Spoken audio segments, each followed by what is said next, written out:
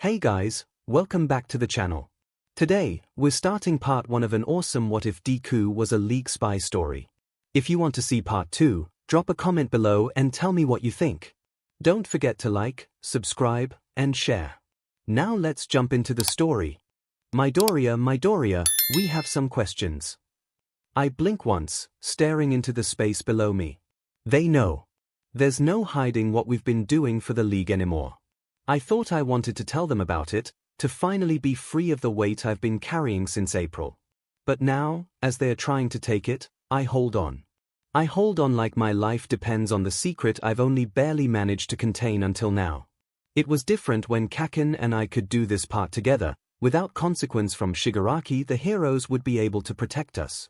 But the League has Kaken. Which means if I tell now, Shigaraki will go through with his threat. I see shoes in the corner of my vision. I recognize who it is before he even starts talking. Midoriya, I know you can speak. You need to tell us what happened and where Bakugo is. This is serious, his life is in danger. Aizawa demands. The lump in my throat grows. I don't know what that man all for one did, but he did something. Something that could only have healed my voice. I can feel it when I breathe, a piece of me that's been missing for a year. Yet even knowing I can finally talk, it feels like if I do I'll have to tell them everything. And that scares me. Not them knowing, but what happens when they do. I'm just so angry. I shake my head weakly, barely noticeable. I can find a way to get him back. Without giving the League what they want. Speaking of, All Might. Did they tell you something? Threaten you? Would it be against the deal to say yes? No, there's nothing about that. I'm not giving them any information they don't already know. I nod slightly, still keeping my eyes fixed to the ground. Would you write? I nod, waiting for a moment. When I fell through Kurogiri's warp gate for the second time, I was dropped into a meeting. UA staff and on-duty heroes gathered to discuss what to do after 2 of their students were kidnapped by the League of Villains. None of them expected for me to drop out of midair, but when I did, it was made clear that someone had given away my secret while I was gone. That someone was Hawks. He had to have been a spy for the heroes the entire time, not the other way around. I was so relieved when I found out that I nearly started crying. But there was still protocol. They took my notebook to look over while I was checked for injuries. I was in shock, but I understood what was happening. I was sent back to UA to carry a message. Kaken was kept as a hostage. Someone holds out a notepad and pencil for me to take, which I do without looking up. I just know that whoever's hand brushed mine was warm. What happened when you fell through the warp gate? A woman asks. I don't recognize her voice at first, but someone on the other end of the room calls her over, Ryukyu. I hold the pencil carefully, thinking before I answer, I don't know. I write, deciding to keep my knowledge of all for one secret. Something about what he said, and the fact that he had a padlock on the inside of his door was weird. But I have to tell them something. A man I've never met was there, no one else. Did he say anything? Aizawa asks. I shrug. He said he had a brother. That's it. Are you sure? I hear Present Mic ask. Followed by footsteps. I know. Hawk's voice is clear. Who was he? I don't know, I've never seen him before in my life. He knew who I was though. Another hero somewhere else in the room calls out suspiciously, and how do you know that? He said my name when greeting me. How else? I write, not necessarily picking a fight, but not being kind either. I'm sure they can see it in the sharpness of my writing. All Might steps in front of me. You're able to speak, correct? I shrug. He continues, then I need you to try. I don't do anything, just sitting in silence. What now? We need to get Kaken back. You're free to move around the school, but only within the building for the time being. We're relatively sure that you won't be targeted again. But just in case, don't go anywhere alone. Mr. Aizawa starts. We will come up with a plan, and we will get him back. But you can't be a part of this yet. So I can help. We have the guest area of the main building set apart for 1A students at the moment. Everyone else was sent home. No one's allowed in or out. All Might tells me, you'll join the rest of your class, where it will be safer. I nod, standing up. Why does staying silent now feel so wrong? I've said 2 words in the last year, and there was nothing too wrong about that. All Might walks with me to the other end of campus, where there's a section of the main building locked off from the rest of campus with access to all the classrooms and the cafeteria. I'm worried, what is everyone else going to think when they find out? All Might says that they don't know about my involvement with the League yet, but they're going to know eventually. It's my choice whether to tell them or not. As far as they're aware, the only things they know are that the same people who kidnapped me last year are the ones who took 𝐭𝐴𝐾 and I earlier today. There are 2 heroes outside the main doors. I open it and go inside, shutting it behind me before All Might can come in, my way of telling him off. The moment the door shuts, I realize that I'm not alone. At least half the class is waiting by the door, most of them sitting in a circle near the wall with a deck of cards. The others are watching. Uraraka looks over, eyes widening in shock. Midoriya. I look away, walking to the nearest door. I'm not sure where it leads, but I just need some space to myself. Todoroki calls out, "Wait, we need to talk to you." "Come on, hold up." Uraraka tells me. "Seriously, we should talk about what happened." I open the door and step inside, briefly looking back at them, "No thanks." I say quietly. But they hear, I see it on their faces. I decide I owe them at least a few words for their worry. Even if it only gets me more questions. I want to be alone. Uraraka spoke. "But how?" I watch him walk off towards the 3rd-year rooms, looking back to make sure no one was following before turning a corner. "Uraraka, did you just hear that?" Kirishima asks me. I nod, "Yeah, but if Midoriya is back, where's Bakugo?" I get a strange look from most of the class who's here. Of course, if he's not here, he's still with the villains. That must be why Midoriya looked so out of it. "You should go after him." Todoroki says, still looking through the door, "You're the closest one to him, and he shouldn't be alone right now." "He talked," I repeat. "Could he always talk?" "No, I'm positive he couldn't." Todoroki says, "But really, he shouldn't be alone. What if the villains return? We might not even know." Ida nods, "He's right, you're the best option, talk to him." I agree, following where Midoriya went. I'm not exactly sure where he went after he turned the corner, but probably inwards, away from all of us. I've been walking for a few minutes when I hear something that makes my stomach drop. Inside the room labeled Class 3E, I can hear someone crying. It's not normal crying either, it's full-on sobbing. It could only be one person, and I can't just leave him alone. I walk up and open the door slowly, looking around for Midoriya. My eyes catch on a bit of green to my left. He's sitting on the ground, leaned up against the wall, he has his head buried in his arms, which are crossed over his knees. I hear him pause, breaths catching and breaking into another sob. It feels wrong for me to stand here and do nothing. I'm about to say something when he shouts, "WHY? What did he do?" He's not talking to me, maybe he isn't talking to anyone, but he sounds wrecked. I close the gap between us and wrap my arms around him in an embrace. "It's going to be okay." I tell him, and he stops. "What?" He starts, lifting his head from his arms and sniffing hard. "I'm here if you want to talk, please talk to me." Midoriya takes a few seconds to try to get his breaths under control. When I let go and sit back, I finally get a good look at him. His eyes are red, the green of his irises contrasting to the reddening of the whites of his eyes. He breathes in sharply again. "It's my fault, it was all my fault." He starts. I try to tell him he's wrong, but he cuts me off. "No, I knew someone was going to be taken, but I was so convinced it would be me that I didn't stop to consider that it could be both of us." He breathes in again. "And then I couldn't save him, and now he's stuck with that absolute psychopath while I'm sitting safe and sound at UA without him." I watched his expression. "What do you mean you knew?" I'm just trying to calm him down, but I'm not prepared for the answer he gives. "Shigaraki said he'd see me again and I didn't do anything. I could have told All Might or Aizawa or anyone, but I didn't, and now 𝐭𝐾 is going to die." "Who is Shigaraki?" I ask, confused. There's no way he's talking about the villains.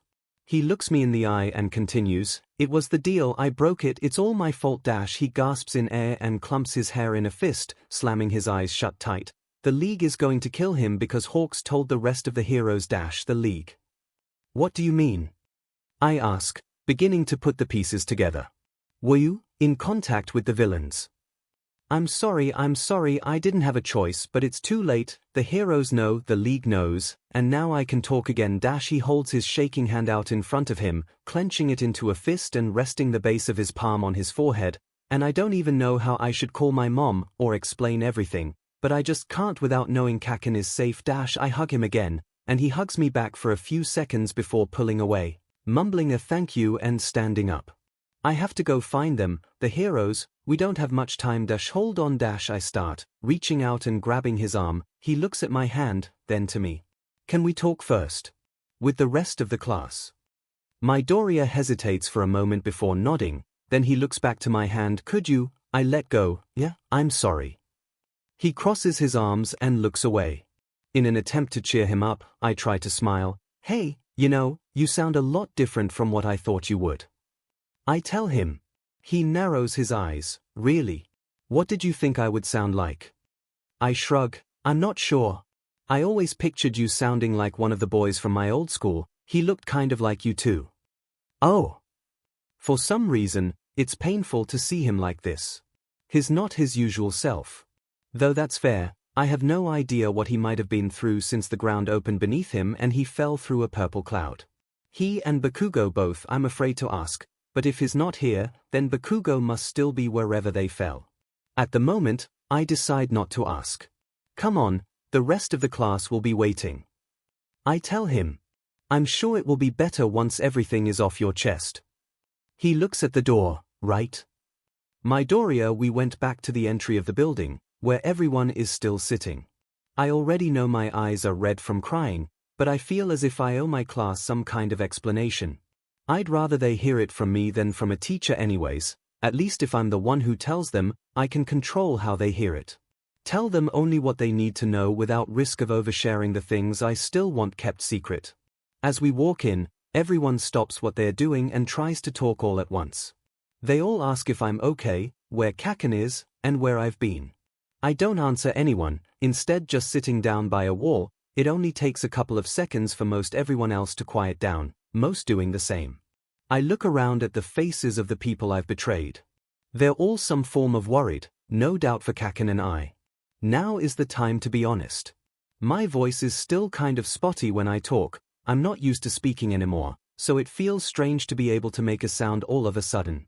When I think about the timing, it almost lines up. Only 2 hours later and I'd have gained my voice back in the same hour I lost it. I'm sorry. I start, watching my classmates' eyes widen in shock. I have some things I need to tell. You're talking like, actually 𝐔𝐬𝐽 declares, an array of emotions coming over his expression. So you've been lying.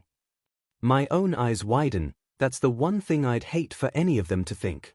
Of course not, I swear, I just got my voice back. I mean, it would be insane if I could keep that secret for so long. It's okay. 𝐔𝐬𝐽 interrupts. I'm sorry for accusing you, I'm just surprised. Ida jumps in. We all are. I look at Todoroki. He's the only one here keeping me from explaining the deal. I don't know why, but I feel like I need to ask him first. He looks confused for a moment before realization dawns on him and he blurts his question out. You're telling them? What about his expression drops. Oh no, the League of Villains. The ones I was taken by a year ago today. That was them. I start, risking myself if this is something I want to share. When I was there, we made a deal. The people I cared about would be safe, but I had to get into UA and send back information. Mina laughs weakly. You just went ahead and said it here. I don't laugh, my expression remaining somewhere between seriousness and sadness. I'm a spy. Ida steps back, a look of betrayal on his face. A quick glance around tells me most of the others are feeling the same way. Wait, let me explain please, I plead, noticing for a moment that someone looks more relieved than anything, but the moment he realizes I see, his expression changes to mimic everyone else. It wasn't my choice but my mom and 𝐭𝐿. My eyes tear up. I had to keep them safe. And Bakugo? Did he know? Kaminari asks with a haunted tone. I don't want to answer, yet I still do. He was in on it with me. At least he was. We were going to tell the heroes later today, but I think Hawks beat us to it. They all know. Mineta chips in, confused, Hawks. You said that like he wouldn't have. Now that I'm relatively sure Hawks was a good spy, I don't feel much remorse telling the class. He was with the League. But I'm starting to think he's really been a double agent the whole time. He's the only one who could have known. Todoroki looks to the side slightly. I notice. Did he? No. Todoroki. I start. Hawks was the only one who would have told them, right? Gyro, who's standing next to him, turns. What's that supposed to mean? I don't answer her, face going pale. Right. Todoroki shakes his head. Anger wells up inside of me. Anger and a kind of grief I never expected. No. I told you what would happen if Shigaraki found out before we were ready. You knew what he'd do and you told anyway. My focus snaps, the anger I've felt bubbling up inside of me finally finding something to latch itself onto. Someone to blame. Even if I know that realistically, this would have gone the same either way. I couldn't sit by I stand, matching his height. Is that how they knew? It was only supposed to be me, they were only supposed to take me. Is that why they took Kaken instead? Todoroki looks shocked. You don't I feel a tear form and threaten to fall as I interrupt him. I told you what he'd do, did you think I was lying? Stop. Uraraka shouts, what are you talking about? I don't take my eyes off of Todoroki. Todoroki found out it was an accident, but I explained everything to him. I told him about the threats and I told him what Shigaraki would do if we tried to leave the League or told anyone. Were you trying to kill them? Before, he was a hostage. Now, Kaken is going to die, he might already be dead. Because Todoroki told the heroes, I didn't say a word until this morning. And Nezu said that the heroes already knew, Hawks told them. Uraraka blocks me when I take a step towards Todoroki. Hey! Quit it. Talk, don't fight, we can't help you if you're too busy yelling. I clench my jaw, watching Todoroki. I can still make sure he knows exactly what Kaken might be going through. Shigaraki is the leader of the League. He told me that if I betrayed them he'd kill the person I was closest to. I'm not wearing sleeves, so when I put my arm up in front of me, my scars that were already visible are on display. He ordered this. And laughed. The whole time. Every time. Todoroki gives me a look of regret, but I'm not exactly done. Now where's Kaken right now? With that psychopath, the one who threatened his life. Promised me he'd do it. He looks like he's about to answer, but before he does, the door opens with a heavy sound. Mr. Aizawa and All Might enter. They look between all of us and Aizawa looks regretful as he speaks. For some reason, you're all invited to be a part of the planning meeting. We're leaving now, if you're coming, raise your hand. My hand shoots up. And I don't need to look to know everyone else is doing the same. I can't believe this. I cannot believe this is happening. Why even call us to this meeting if they're going to tell us we can't do anything? It's cruel. You're telling me there's nothing we can do to catch them. I start. After everything we did to get you all this information, I can't do SHT. And they still have Kaken. Uraraka spikes up behind me. Midoriya has a point. You expect him to have risked his life for everyone here and not be given this choice. These are the same people who kidnapped him and have his best friend. Our classmate. It's too dangerous. We are not putting a bunch of students in danger for a plan that likely won't work. One of the teachers I don't recognize says. I clench my fist so hard I feel the stubs of my fingernails digging into my palms. I won't do nothing while Kaken is in danger. I told you everything I knew about the League's plan. After all of that, you're telling me there's nothing we can do. I repeat. Mr. Aizawa looks at me, stern voice when he speaks. For all of the secrets you've been keeping from the heroes, you're lucky there's evidence that you weren't in on it willingly. To put yourself in danger so recklessly is why we aren't allowing you to participate in the rescue mission. I feel a sound rise from my throat, one that I hate myself for making. I laugh. It starts slow and quiet, but the fact that he really thinks that is just so ridiculous. Reckless. How else was I supposed to keep everyone safe? I ask. I can't stop myself right now, there's just so much I haven't been able to say, and now that I can't hold it back. How? Midoriya, Hawks warns, but I don't listen. You know how I lost my voice, but did I ever mention how I really got these? I say, raising my arm showing off my scar. Oh, and did I ever tell you about my ribs? Of course I didn't tell you. I couldn't talk. I can't help but laugh again for a moment, standing and walking in a circle a few times, staring into the eyes of each and every one of my classmates, except for 𝐭𝐿, of course, who could be dead for all I know. You know, one of the only reasons I was even allowed to leave that DMN place alive was because I let them nearly kill me.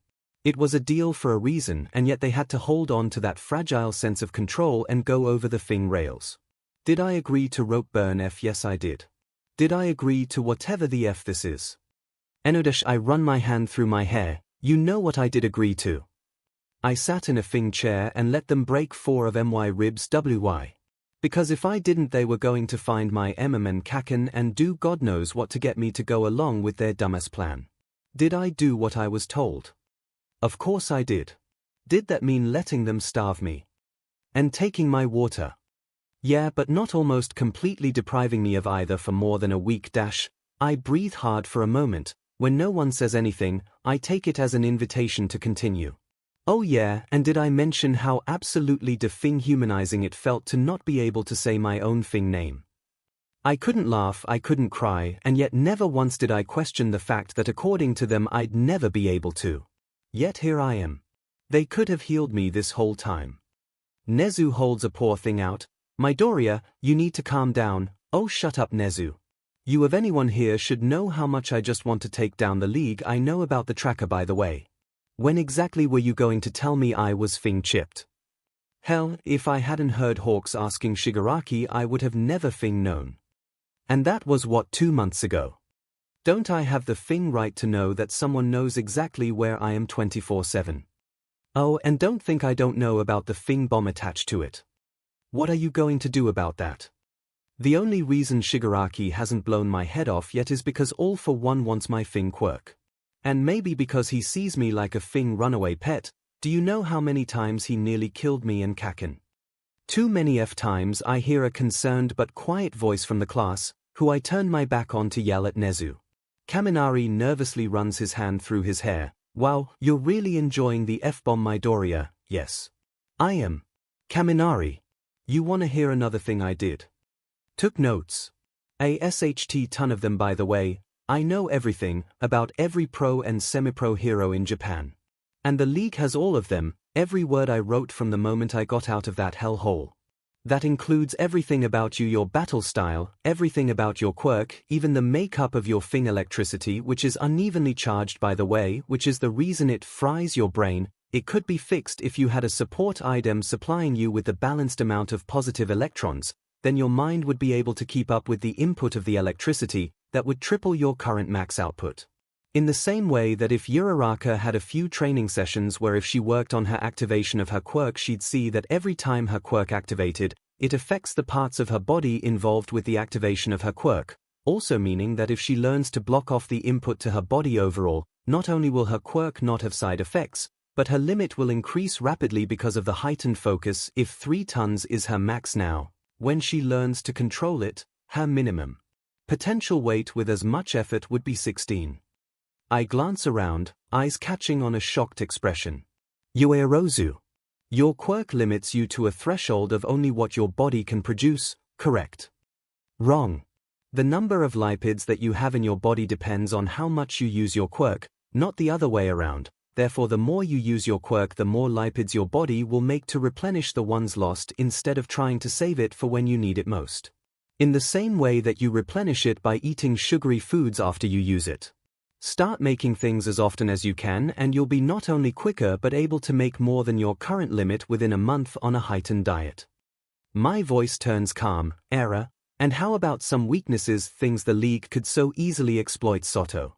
Your sugar rush lasts exactly 3 minutes for every 10 grams of sugar you consume, but I've noticed that during training, you always have a harder time keeping it up in the heat. 2 minutes and 15 seconds per 10 grams, add some heavy obstacles and your time limit goes down even further, not to mention the fact that you have a consumption limit as well. Sugar cubes can only go so far until the league wears you down and takes control of the situation.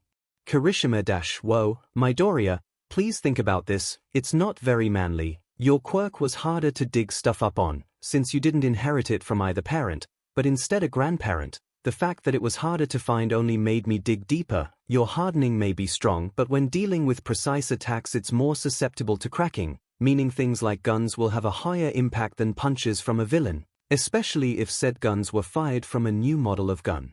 Designed by the League's colleagues in America with a shooting force comparable to a cannon in the size of a quarter-inch piece of titanium.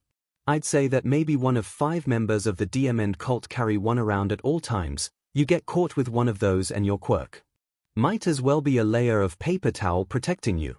Another thing about your quirk. On the atomic level, the cells used to activate it are located on the X chromosome, which means if you ever decide to have kids, only your daughter would inherit your quirk, which is how come your bio dad didn't have it, instead carrying the recessive gene that passed to you. Also, when you activate your quirk, each individual cell's shell vibrates at a speed so fast that it binds to the cells around it, creating a rock-solid barrier about 3.5 centimeters thick. I scoff. I know everything. My tight expression turns to a sick smile, and so does the League. All because of me. So who's next? That's enough, young Midoriya. My eyes dart to the side, a certain number 1 hero taking a half step forwards. I can't stop myself. All Might's up then. Let's see here, I have the most notes on you by far. You know what I found out? Your quirk didn't activate until you were almost 16. Or should I even say your quirk?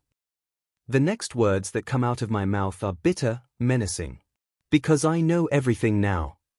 I said that's enough. There's no more warning in his voice, only straight-up threat. His smile has faded into a panicked look of anger and fear, one I'd never even dream of him ever possessing. But I'm in too deep to quit now. I tilt my head, smile not faltering. Nana Shimura. En Tayutai. De Goro Banjo. Hikage Shinamori Dash young Midoriya. Stop. All Might yells, shocking me into silence. We're going to have a nice long talk about exactly how much the League knows of this when we're done here. But if you say another word about my quirk in front of your classmates, I will not hesitate to knock you out. Do you understand? I blink a few times, my smile fading as realization over what I was about to say crosses my mind. I put my hand over my mouth and my eyes widen. Oh my god, I almost do. You understand? Yes, I'm so sorry, I got carried away. I almost just exposed All Might's secret, and for what? Because I got mad. I'm so sorry. When he speaks, his voice is calm again, though his smile is still building. Of course you are, I know you, young Midoriya, you just got lost in thought for a moment. I look around again, really look, my classmates are practically frozen in horror, and most of the heroes are eyeing me like a ticking time bomb, though I guess they're not too far off on that one. Aizawa though, he's not worried like the other pros, but calm, prepared. I bite the inside of my cheek, this isn't how I ever wanted to snap. But in a way, I'm relieved to have this much in the open now. Todoroki, I knew something was off with Midoriya from the moment he walked through the door of UA. His eyes never rested in one place for more than a few seconds. He was too eager to know everything about everything, but in a slightly panicked, forced sort of way, like there was something on the line that he didn't want anyone else to know about. His silence wasn't suspicious, but his notebooks were. He'd jot down notes whenever he could, even when we had free time during study hall. He'd skim the room and observe. I wasn't sure what the notes were for, but they seemed harmless until I found out. Every notebook he filled was turned into the League of Villains, every detail he ever noticed, in the hands of the enemy. Part of me drifts to the part of my mind I tried to avoid. What about everything I told him about Endeavor? And my mother? Before the night I found out he was with the League, Midoriya was just the proactive, eager to help, second top in the class, and above everything else, he was kind. Sitting here now, after hearing his fragile grip on sanity slip, I'm genuinely scared for him, for the entirety of Class 1A, for UA itself. The League is stronger than any of us know, and Midoriya set it off the rails. No, I did. It's my fault. Hawks felt inclined to tell everyone so early. Midoriya. I start, catching his attention from where he's standing, a look of absolute regret enveloping his formerly angry eyes. I'm sorry I didn't believe you, and I'll listen now, really listen if you want to talk this out. He breathes in deep and nods, pulling his sleeve over his hand and using it to clear forming tears from the rims of his eyes. "Yeah, I do want to talk, but I wouldn't want to just trauma dump on you," he says, "and to be fair, it's not something I really want to tell everyone about.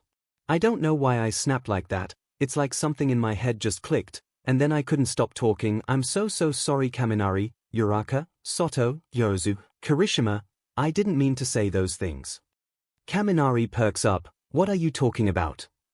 You just solved some of the biggest setbacks we have, and gave us incredible intel on what the League has planned. We should be thanking you." "Yeah. Do me next. Do you know how to optimize my quirk?" Zero asks, making a few other students raise their hands as well, asking questions of their own. "I don't understand," Midoriya says. "When we first met you, I thought it was kind of cute that you took notes on everything Ashido starts, but it's actually really freaking terrifying now that I know how much detail you went into, but it also means you can help us to improve. You can't be telling me you gave the League everything you knew." "I guess not, but they still have so much now not as much as we do. We can improve on all our weaknesses before the League even knows anything's changed." "You swear now?" Mineta blurts, completely off topic. "But what was that thing you were telling Principal Nezu?" Kaminari asks about, He makes a motion with his hand, like an explosion. Midoriya goes pale and his hand moves to his neck. When he talks, his voice is nearly too quiet for me to hear from where I'm sitting. The League." He goes silent, eyes filled with fear. It doesn't click right away, but then I remember what he said, a tracker, and a bomb. Midoriya mumbles something about getting water, to which he disappears through the door across the room from me. All Might follows behind, concerned. Expression seeping through his faltering smile. Hawks clears his throat, looking to Nezu, who nods and gestures to us. The day he was captured by the League, they healed him enough that he wouldn't have fatal damage, but they also implanted a chip with a suspected explosive attached inside of his vocal cords. He was never informed of it. "Oh. I know it's not a contest, but I honestly think Midoriya won. Compared to everything that happened with Endeavor, what he had to go through is pretty high up there. With as much as he did tell me, I still might not know everything, and I don't know if I want to, but I've seen his file, and I saw the reports of all the heroes involved with his rescue. That includes Hawk's report. And now that he's told us more. If those were the lengths the League was willing to go to with someone they wanted alive, I'm praying with every bone in my body that Bakugo is okay. But wouldn't that mean," Yorozu starts, question dying off and growing into another, "when did he find out then? I had the conversation with Shigaraki months ago, and if he's known this whole time, I'm going to talk to him after this meeting. He really appreciates all of you in his life, so I'm sure that after today he'll tell you everything. But for now I need you to pretend nothing has changed. We have a plan that will only work if he's prepared for the worst. In that case, he'll need support in his part of the plan. He's known," he says it like it's a curse, and he's right. I can't imagine knowing something like that. It certainly explains why he's been so stressed out lately. Not considering the pressure from the League anyways. But for now, we need to focus on the plan. We'll fill All Might and Midoriya in when they get back, but we're running out of time. I believe we're in need of Plan B. It seems that Plan A might not be the best idea. It looks like we may need to involve the students more after that." Nezu nods. "Indeed. Let us start with the students. Most of you will be tasked with scouting and keeping civilians out of the attack zone, but Uravity, Shoto, Deku, Red Riot, and Froppy will be helping us on the front lines." He clicks a button on his desk, a screen behind him lighting up with a layout of the battlefield otherwise known as the Shizuoka region. These numbered dots represent everyone in this room. They are also color-coordinated. As you can see, Deku will be positioned here, All Might and Endeavor are going to be here, where they'll jump in once we've loaded Shigaraki out. If things go well, then Aizawa will cancel Shigaraki's disintegration long enough for him to be taken into custody. I barely catch it, but this means that they've changed their minds. We will be part of the rescue after all. 3 more dots appear on the screen, yellow, red and black, then another, gray with a big V on it, the gray one on one side and the other 2 on the opposite. We have some crucial information on the League thanks to Midoriya, including his notes on Toga, Magna, Darby, Kurogiri, Slough, Compress, Spinner and Shigaraki himself, along with some other members, all of whom are listed on the plan board. Now on with the plan. Midoriya will be bait to lure out Shigaraki. As I've said, All Might, Endeavor and Aizawa are going to be on the main force. Backup will consist of Hawks, present MIC and Midoriya. If need be, Uravity, Shoto, Red Riot and Froppy will join in. I'll give everyone a debrief on all the information we have when we're done here. He clicks another button. Now, we do have a newer factor to consider. Katsuki Bakugo. Yesterday during the sports festival, he was abducted by the League's Warpgate, Kurogiri. We don't know where he is or if he will be in the base we're raiding. I'll go over both scenarios now, but be prepared for the possibility anything else. 1. He isn't there. We continue as planned, capture the villains and interrogate them for his position. 2. He's with them when we raid. Negotiation tactics will be implemented before we attempt to recover. Aizawa's quirk is only as reliable as the League is in this situation. All it takes is one well-placed shot or hit and he's out of the picture, so we need to be prepared to face Shigaraki at his best. Present MIC tilts his head slightly, facing Nezu from the side, and if Bakugo happens to be there, what are the chances Shigaraki won't just kill him? From what Midoriya's notes say about him, he may just try to kill Bakugo to get on UA's nerves. In the case that Bakugo is an active hostage, we follow through with the plan. This stands no matter the condition of the student, alive or otherwise. This feels wrong, hearing them talk about Bakugo as if he's just another piece on their game board or worse dead. Aizawa looks just as cessed as I feel, his bloodshot eyes piercing Nezu's plan with a tenacity strong enough to make me question if he doesn't have a separate intimidation quirk. Katsuki Bakugo will be coming back with us alive. This is final. He says, bitter words cutting through the air like a knife through paper. Kirishima raises his hand. I have a question. It's been nagging at me this whole time as well. What is Endeavor doing right now? Why isn't he here to help take down the League of Villains? Nezu shrugs. I'm not sure where he is. We called him, I'm sure of it. And his last reply to us was about 10 minutes ago. He appears to be on his way. DMN it. I should be glad that we have both the number 1 and 2 heroes on our side, even if that includes Endeavor, even though I wish he weren't. He's useful. And I can't deny that this will be a much easier plan with him involved, but I wish I didn't have to be involved with him. And a backup plan. Ida asks, what if this plan doesn't go how we intended, then what? If for some reason the plan is deemed useless, you students will be required to step away from the battle and let the professionals handle the situation. If there are only minor changes, try to adapt as best you can until further instructions arrive. The plan seems fair enough, but if we have a plan, why are we still here? Why aren't we on our way to the League of Villains hideout right now? And another question, where did All Might and Midoriya go? It was only a few minutes ago that Midoriya was on his rant, which means it's only been a few minutes since he listed off some of our biggest potential strengths and weaknesses. Part of me is glad that I wasn't included in that list. He wasn't holding back. He almost said something that made All Might, of all people, drop his smile. If his research is as deep as it appeared, how much does he really know about me? Midoriya explain. I bite down on the inside of my cheek, hard. I made a big mistake. I know about one for all, and all for one. All Might's expression changes into something I can't read. Is concerned, maybe a little mad, definitely shocked, but is still trying to keep it together. I see. Would you mind explaining to me where you learned this from? My mind drifts slightly to the man on the screen, to the feeling of absolute dread when he speaks. He never told me his name, but I knew who he was in that story. Zen Shigaraki, otherwise known as All for One. All Might's eyes widen, but he keeps his cool, not once raising his voice like he did before. So it's true. All for One is the hidden leader behind the League of Villains. I nod. Yeah, he told me a story about him and his brother, Yoichi. He told me how your quirk worked. That's how I learned initially. I can't help but squeeze my eyes shut. This isn't something All Might should know yet. It's too much of a stress factor to let him work at full power. If only I just kept my mouth shut. I know what his goal is too. My quirk is a part of it somehow. You should also know that my voice didn't just come back on its own. He used one of his quirks to heal me. He called it recovery. Who else knows about One for All? He asks me. I think for a moment. I know. Then there's Shigaraki and Kurogiri. I don't think Slough or the others do though, but I could be wrong. I don't know anyone else who might know. maybe some of the higher-ups in the league. And you haven't told anyone? No one. I also kind of learned some things about your past when I was stuck at the league earlier. I think I know a way we could overpower the league, but I need Kaken for it.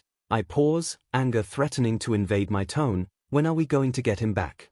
It's already been almost 7 hours since Shigaraki took him, so how long will it be until we find where he's at? All Might glances down, sorrow in his voice. Young Midoriya, you should be prepared for anything. All for One is a cruel man. There's no guarantee young Bakugo will be coming back with us, alive or dead. My chest tightens and I feel my mouth go dry. He isn't dead. He can't be dead. I won't let it happen, not before I can tell him how I feel. He isn't going to be dead and I won't let them kill him once we get there. And if by some chance he doesn't make it back with us, I'm not leaving until he does. I can't let you put yourself in danger, not again. You know we could have helped you sooner, if you'd come to us before all of this happened. You don't actually believe that, do you? What would I have written? Hi. We're currently spying on UA for the League of Villains, by the way. Please don't throw us in jail for this act of terrorism. We both know that the only reason I'm not sitting in a prison cell right now is because Hawks had concrete evidence we were doing it against our will. I say, pacing in circles around the empty office room we're in. What if I told you that I would have believed you? All Might says, I'm aware of how manipulative the League can be, and I've basically been responsible for what happened to you last year. I sigh, it's been so long that I forgot he blamed himself. It was just really bad luck, wrong place at the wrong time. None of this is your fault in the slightest. All Might's smile returns, his voice lighter. Oh, how I wish there were more people like you in this world, young Midoriya. He gives a small laugh before continuing. But seriously, that knowledge you have on your friends could be incredibly helpful in helping them grow as heroes. Yeah, I get that now, but I just feel so terrible I didn't just learn everything about all of them, but gave it to the League on a silver platter. If any one of them gets hurt, it'll be my fault, all because they trusted me enough to stay by my side. Did you happen to take notes on everyone in Class 1A? He asks. I nod as I answer, yes. Even yourself? No, why would I need to wait? I'm so stupid. If I dig as deep into my quirk as I did my classmates. You're right, he looks confused for a moment, right about. If I learn as much about my own quirk, I can improve it. I thought for a moment, can I have access to the school's science labs? I need something. Yes, of course, but what exactly are you in need of? A microscope, some measuring equipment for the source of my fire, my notebook and the strongest glass you can get. It's been almost 2 hours, but I finally managed to get a sample of my fire without melting the collection machine. I even needed to commission Hatsum from the support course to get some kind of a fire-resistant spray stuff to keep the plastic parts from melting. I readjust the tip of the microscope, going deeper into the collection of cells in the sample, which died out mere moments after being separated from the rest of my power. Though, the chemical properties should still have been released into the glass film for me to observe. In a way, this process is similar to how I measured Kaminari's electricity, though with him, I just asked him to charge a battery for me, which he told me he didn't know what to do, then came back an hour later covered in soot and with 2 different batteries. I then used the electricity in the battery to measure the flow of the electrons, using some of the things we learned in chemistry to figure it all out. The small shapes begin to come into view. They are tightly packed and hard to see, but I can make out the distinct shaping of molecules. What I can see, I collect with a scraper, transferring it into UA's chemical identifier, also courtesy of Hatsum. While the machine is doing its job, searching for anomalies, I look back over my notes, looking for any sign of origin. The only thing I can find, though, is the fact that my fire seems to have only a potential to burn. The higher my intent, the hotter the temperature. But so far, I've only ever turned down the heat enough for anyone else to touch subconsciously. Not purposely. The only other 2 people who've touched my fire and not gotten burned have been Darby and Todoroki. I understand how my mind blocks the heat for Todoroki, but not for Darby. What's the connection? I remember something about what Todoroki had said when telling me about his family. Beep.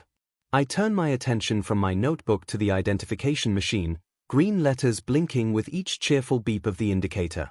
I click the done button and wait for the screen to load. In big blue letters, 2 words appear. Complete a sense of adenosine triphosphate. ATP. The stuff we learned about in middle school. I stand and move over to one of the lab computers, signing in to the default profile and finding the search engine for the textbooks we learned from. The first result, adenosine triphosphate ATP, the source of energy for use and storage at the cellular level. So my fire isn't fire but energy. What's your finding? I hear from the doorway to the lab. I'm aware I zoned out thinking, but not for how long. Long enough to fill a few pages with information, that's for sure. Uraraka, hi, I'm just trying to piece together how this works. She walks over by where I'm sitting, back at the microscope, staring right into the souls of thousands of dead microorganisms. What's that supposed to be? She asks, pointing to my sketch of the molecule on my notebook paper. It's coming up on the machine as ATP, but I'm trying to piece together how it's tied to my quirk. What's ATP? Adenosine triphosphate, also known as the cell's main energy source. At first I thought it was emitted by my fire, but I'm starting to think it isn't emitted, but absorbed by it, which would make my fire energy. So it's not actually a fire. But then why is it so hot?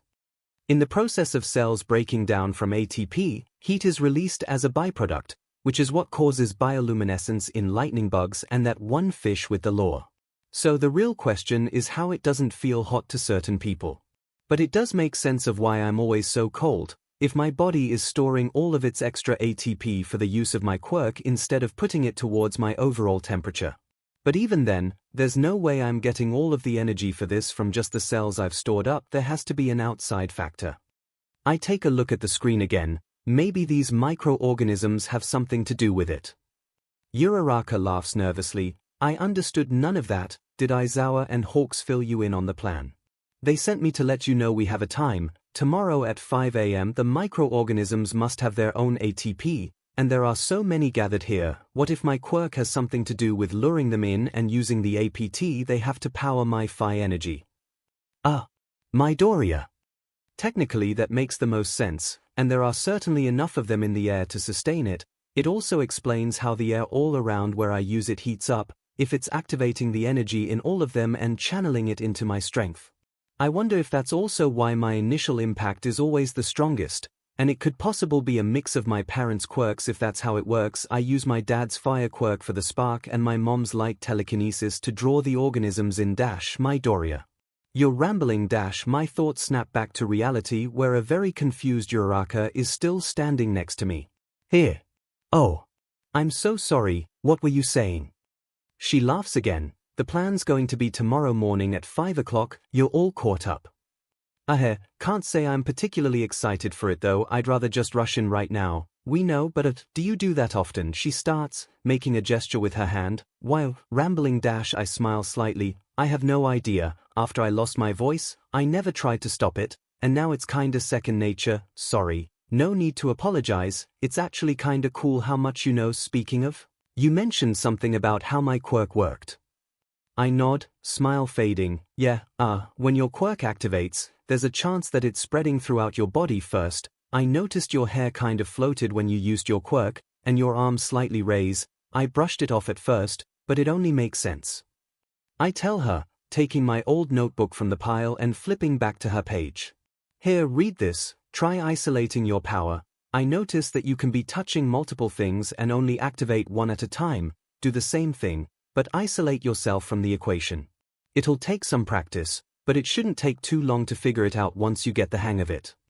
Isolate my quirk from myself. I didn't even know that was possible, so I can just. She glances at a desk, moving over to where most of the lectures take place and resting her hand on the side. I see a familiar pinkish glow before she concentrates and the desk begins floating. Oh, no, I definitely still feel it. It'll take some time to perfect. It isn't something that you ace right away. I reassure her, looking back to my notes on my quirk. If I could only grasp the secrets of how it works. I readjust my spot in my chair, feeling a ping of pain where my ribs were cracked so long ago, yet another reminder of everything I went through. Uraraka takes the seat next to mine. You good? Yeah, my chest just hurts a little when I move wrong, nothing new. I say, I really am sorry, I never meant to snap like that before. I know there was nothing I could have done to avoid everything that happened, especially back then, but I can never get it out of my head. Can I tell you something? Of course, you can tell me anything. I have this recurring nightmare that I'm back at the league. It's always the same, Shigaraki's voice coming from faceless league members. You chose this, it's your fault. People don't agree to things like this unless they want something more out of life-death. I can't understand it, no matter how much I try to make sense of everything. He never said anything like that in real life, so it has to be my subconscious telling me something. My hands are shaking, whether it's because I have the chills or because I'm thinking about the league, I'm not sure, but Uraraka notices. Her hand comes over mine, resting on top of the table and letting the warmth from her hand spread to mine. When are you planning on telling us everything? Based on what you have said, I'd say you really need more people to share it with, and no, Bakugo doesn't count as sufficient venting material. Sufficient venting material. Haha, your voice cracked. Oh shut it, I thought I got to skip all that. I complain. Uraraka teases me right back, wouldn't that be nice? Yeah, but just wondering, you and Bakugo. You're not just friends, are you? My throat goes dry. We are. I mean, we aren't anything more than friends. But that's not true, he likes you, and you like him back, right? Uraraka stops, nervously continuing after a moment, but you don't have to answer. It was just speculation on my part. Yes, neither of us say anything for a full minute, that is, until something passes through my mind, an idea so unrealistic it might actually work, or I could just be changing the subject. Midoriya, hold on a minute, I interrupt, sliding my notebook over and flipping to a new page, writing as fast as I can to keep up with my thoughts. Energy, that's what my quirk is made of, so is it possible to apply the energy I utilize to other areas of myself? If it can materialize, there must be a way to manipulate or even absorb it into my physique somehow. I think you're deflecting. I smile again, maybe a little. My expression sincerely makes me want to cry. How can I be smiling right now? Kaken's gone, taken by the league, and I'm over here joking around with our classmate. I should really get back to work. I tell her, redirecting my attention to the sampling machine. And for your information, he doesn't know how I feel. I only know how he feels because I overheard him telling someone, so don't say anything please. I won't. Sorry for bothering you, by the way. Just make sure you check in with the teachers again before 6. Uraraka says, turning to leave the room. Wait, I know what I need to do. Bakugo, where am I? Everything is so fuzzy, like a foggy mirror. I can hear voices in the distance, arguing about something with a rage I've only heard coming from movies. You did what? One screams, their voice is scratchy, like nails on a chalkboard. Another voice answers from somewhere else, it sounds almost like a phone call. I released him, Tomura. Why? I finally had a chance to take him back. Yes, but think about it, in releasing him, he will have gone back to the heroes for help. Which means when they come back to get Bakugo, there's a chance they'll have All Might with them. It's always All Might with you. It's like you're obsessed or something. I very well might be, but understand this, once we have one for all, you can play with your toys all you want. And then, as fast as lightning, I remember and everything around me clears, pain sprouting to life in the side of my head. It's so sudden and overwhelming that I can't stop myself from squeezing my eyes together and letting out a pained yell, holy F, that hurts. What the hell is going on? And why the hell does it feel like I got hit by a train? Everything is so numb. I try moving my arms, but can't even get them in front of me. Something is digging into my skin painfully. I look up, opening my eyes, immediately being blinded by a bright light. I close them again, slowly cracking them open until they are adjusted enough to see what's going on. You're awake, Shigaraki says from beside me, where he's standing in front of a raised TV, a strange-looking man on the other end of the screen. His voice is full of bitterness, like it's taking all he has not to start yelling again. Where the hell am I? I ask. My voice is wavery, like I just woke up from a long nap. Where? Young Bakugo, a voice I recognize slightly. You are in the main hideout of the League of Villains, and I am all for one. I breath in tightly, vision still slightly blurred. All for one. What the hell kind of a name is that? And that doesn't answer my question. I feel a pressure on my head, giving me only a moment to prepare for a splitting jolt of pain throughout every thought forming in my mind. Shigaraki's hand bunches a portion of my hair in his fist, pulling backwards to get me to face him and the screen again. I yell again, my voice straining and dying out after only a few seconds. This time though, I can't regain my thoughts. It's like I'm stuck on pause. Something is so wrong. I was really starting to hope you'd just die already. Maybe I should just speed up the process. His free hand shoots up to hover over my neck, finger after finger landing on my skin, which feels bruised though I can't figure out why. Now, Tamura will need him as a hostage if we want to get your precious Midoriya back to the league. I even gave you a surprise for when you see him next. All for One says, very likely saving my life. Shigaraki's hold on my hair tightens for a moment before he shoves my head down, sending yet another wave of pain through my skull. I clench my teeth and focus on anything else, my arms. It's painful. Find something that doesn't hurt, damn it. What about Izuku? He has to be alive if they're trying to use me to get to him. What the hell did you do? Why do I feel so drowsy? I demand. Was I drugged? Is that why I can't form a thought? Shigaraki scoffs. I did nothing. You hit him over the head with a metal baseball bat. Someone says. I look around, my eyes falling on Kurogiri, who's just entered the unfamiliar room.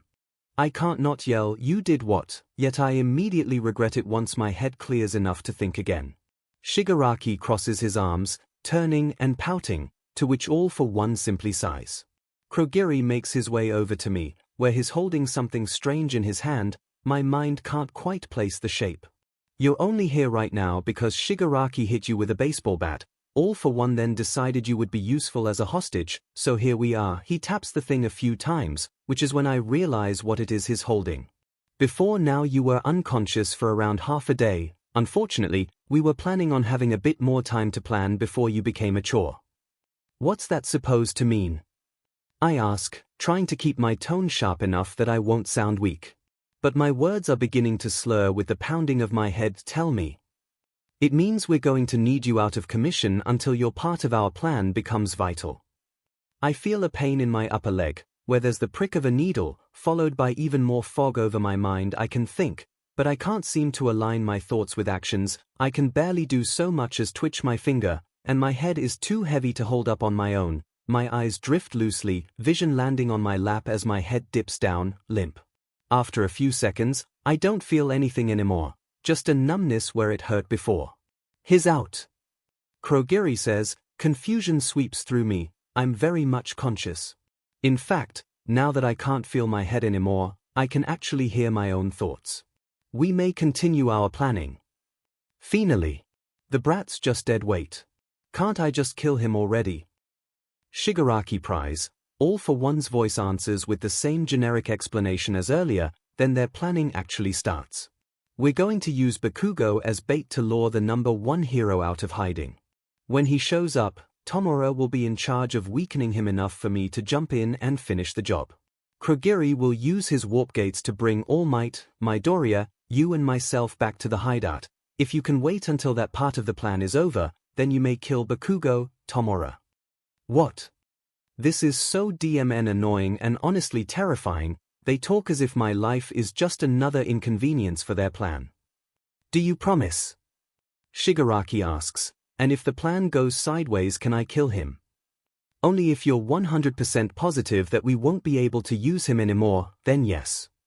Kurogiri steps up. I will be the one in charge of making that decision, correct? Yes, Kurogiri, you will. All for One answers. And if it comes to it, allow me to absorb his quirk before you do the job. Yes, Tamura. My heart stops. What does he mean, absorb my quirk? Is that even possible? I try again and again to move, to yell, but I can't. Like I'm just a big bag of sand with thoughts. My eyes are getting drier by the second. I try to blink, to no avail. Shall I bring Bakugo to the set hideout we will be meeting the heroes at? Kurogiri asks. I don't hear a response. But next thing I know, my arms are falling limply to my side, my body disobeying my every command and falling forwards, straight into one of Kurogiri's warp gates. The purple walls spiral downwards into an everlasting void of emptiness. Every here and there are random objects, a gun, a plastic bag. Just as quickly as I'm dropped in, I'm scared out again, dropping down and onto the floor of the bar I've seen far too often over the last year. So this is going to be the location it's all going to go down. Apologies, young Bakugo, for the rough landing. I hear 𝐒𝐿 say before he enters my fixed line of sight. His eyes catch mine, to which he kneels down and I see his fingers coming towards my face. I can make no reaction, no matter how badly I wish I could. I don't feel a thing when my eyes close on their own, but I'm aware I'm being lifted, but to where? 𝐒𝐿 doesn't say anything, just leaves me to drown in my own thoughts. I vaguely register that he's closed my eyes so they don't dry out any more than they inevitably are. 1 hour goes by, 2, maybe 3, I've lost count by the time feeling comes back to the tips of my fingers. Bit by bit, the numbness fades away, until I can finally open my eyes again. I'm in the bar, sitting in a chair with my arms behind me yet again. I'm getting tired of this, tired and thirsty. I try, catching 𝐒𝐿's attention. I need water. Unfortunately, I'm not able to free your hands. I do have straws, however. Yeah, whatever. I say, why does that all for one guy want Izuku? Ain't I good enough? 𝐒𝐿 comes over with a clear glass of water, a red straw poking out the top. He holds it where I can get to the straw and waits for me to finish the whole glass, offering me another before responding to my question. Your friend's quirk allows him to manipulate energy. It can be used to drain the life force of not only the bacteria and other microscopic organisms around him, but with practice, he can absorb the energy from the people he's around too. That would be quite the helpful quirk for my MSTR to control. How do you know that? He's never said anything like that to me. We have some pretty smart people on our side of the rope as well. I bite the inside of my cheek, trying for any kind of pain. Why can't I feel anything? I ask. 𝐒𝐿 turns a vial from the table next to me, a name of a medication. Something else is printed on the bottle as well, but it's scratched out beyond recognition. Whatever it is, I was awake. And why not just knock me out again? You're aware I was conscious, I can see that much. I feel that you deserve to know our plan. There is nothing you could possibly do to foil it in this state after all. So you're basically telling me that my death is set in stone. Yes. I drop the usual grumble of my voice. I owe it to 𝐒𝐿 after he helped me to know what's coming. I don't believe it will really come to that, but still, if it really does. Either way, I can play along. Great. And what's going to happen to Izuku once I'm gone? He pauses, whatever he's doing behind the counter, slight surprise in his tone. He will likely come back here with us. Shigaraki has been missing having someone to watch over. Please just send him back to his mom. Neither of them deserve any of this. Tell Shigaraki he can get a dog or something. I snap, though my voice stays dull. Is this it for me? Is this really how I go out? I'm 90% sure I have a concussion, the slow pressure building behind my skull beginning to throb again. And what about your parents? They'll accept it eventually, I say. Is there something you're planning? Those don't seem like the correct answers for these questions. Nope. I can't even make a fist. How am I supposed to fight back? I can't, but they will. Izuku, All Might, Aizawa, and the entirety of Class 1A. They'll all fight back. I don't care what happens to me. I just want Izuku to live in a world where he doesn't have to worry about who may be hiding in the dark corners of the alleyway, a world where he can just be himself, his nerdy, crazy self. 𝐒𝐿 sighs. We'll see, I suppose. Indeed we will. How long until we can get going? We've been waiting here forever. Shigaraki asks. I don't move, don't flinch, don't even blink. There's nothing I can do to help Izuku from where I am right here. And what's wrong with the brat? I do not believe there is anything necessarily wrong with him, Shigaraki. But he has given up hope for survival. 𝐒𝐿 answers. We should be expecting UA to show up any minute now. I can't do anything, just sit here and think of all the things that could go wrong. Aizawa could blink, All Might could miss, the league could win, and I might die. I failed everyone, our class, my parents, Izuku, and there's nothing I can do to make it up. Though I wouldn't say I've given up hope, but I am prepared for whatever may come to play. If I get a chance, I'll fight back when the time comes, but until then, if they think I'm done trying to be a hero, I'll let them think that. It just gives me more of a reason to prove them wrong. Bakugo, do you have any last words before the heroes show? Shigaraki asks in his mocking tone, gesturing to Kurogiri, who's holding some kind of red bandana. I breathe in and look up slightly, a smile forming slowly as I talk. I'm going to kill you, and when I do, the only ones who'd care will be right beside you 6 feet under. How cute, Shigaraki says with mock care before his fake smile drops into a scowl. Shut him up. And Kurogiri does just that. A rolled-up bandana comes into my vision for a moment before it's in front of me. Kurogiri tells me to go along with it if I wish to not be hurt. I let him tie it around my head, biting down on the fabric and letting out a slow deep growl. They aren't going to win this, I've already decided, and what I say goes. Not only has it been over a day since I was captured, but UA has had over a day to plan for this moment, the moment where they'll break through the door and kick the villain's butts. Then I can make a move. For now though, remaining quiet is the best option. Kurogiri, go check the door. Shigaraki instructs, to which Kurogiri nods and walks over to the door and reaches for the handle, pausing and looking back to Shigaraki. Tomura, there appears to be someone shouting for you. I do not recognize their voice. Kurogiri says, this piques my interest. Who's calling for Shigaraki that Kurogiri wouldn't recognize? It seems to be a child. There is conviction in his sound. Just open the DMN door, we're being baited out. Shigaraki demands, walking over to me and gripping my shoulder with 4 of his 5 fingers. I'm not sure I've ever seen him so zest. He grips my forearms and pulls me up till I'm standing. My legs wobble for a moment before I can regain my footing. The splitting pain in my head is back again with the fury of an erupting volcano. Come on. Walk. I can't, dumbass. I try to yell through the pain. Of course that doesn't go too well with the bandana and all. Shigaraki doesn't seem to care though. He pulls me along to the door, pausing and listening. Shigaraki. What? No, it couldn't be. Get the hell out here and face me. I push my head back, trying to push the bandana out as hard as possible, but it doesn't budge. Izuku. Get out of here. He's here and he's talking, but how? You know who's out there, don't you? Shigaraki asks, grip tightening as I try to shake him off me. When that doesn't work, I try harder, yanking my arms away as hard as I can, to which something grabs my head and squeezes, and I swear I feel my skull grind against my brain. Quit that. Izuku. I try again, give Kaken back. It's finally happening. I can hear his voice and he called me Kaken, but he's here and that's part of the League's plan. Come on. Kaken.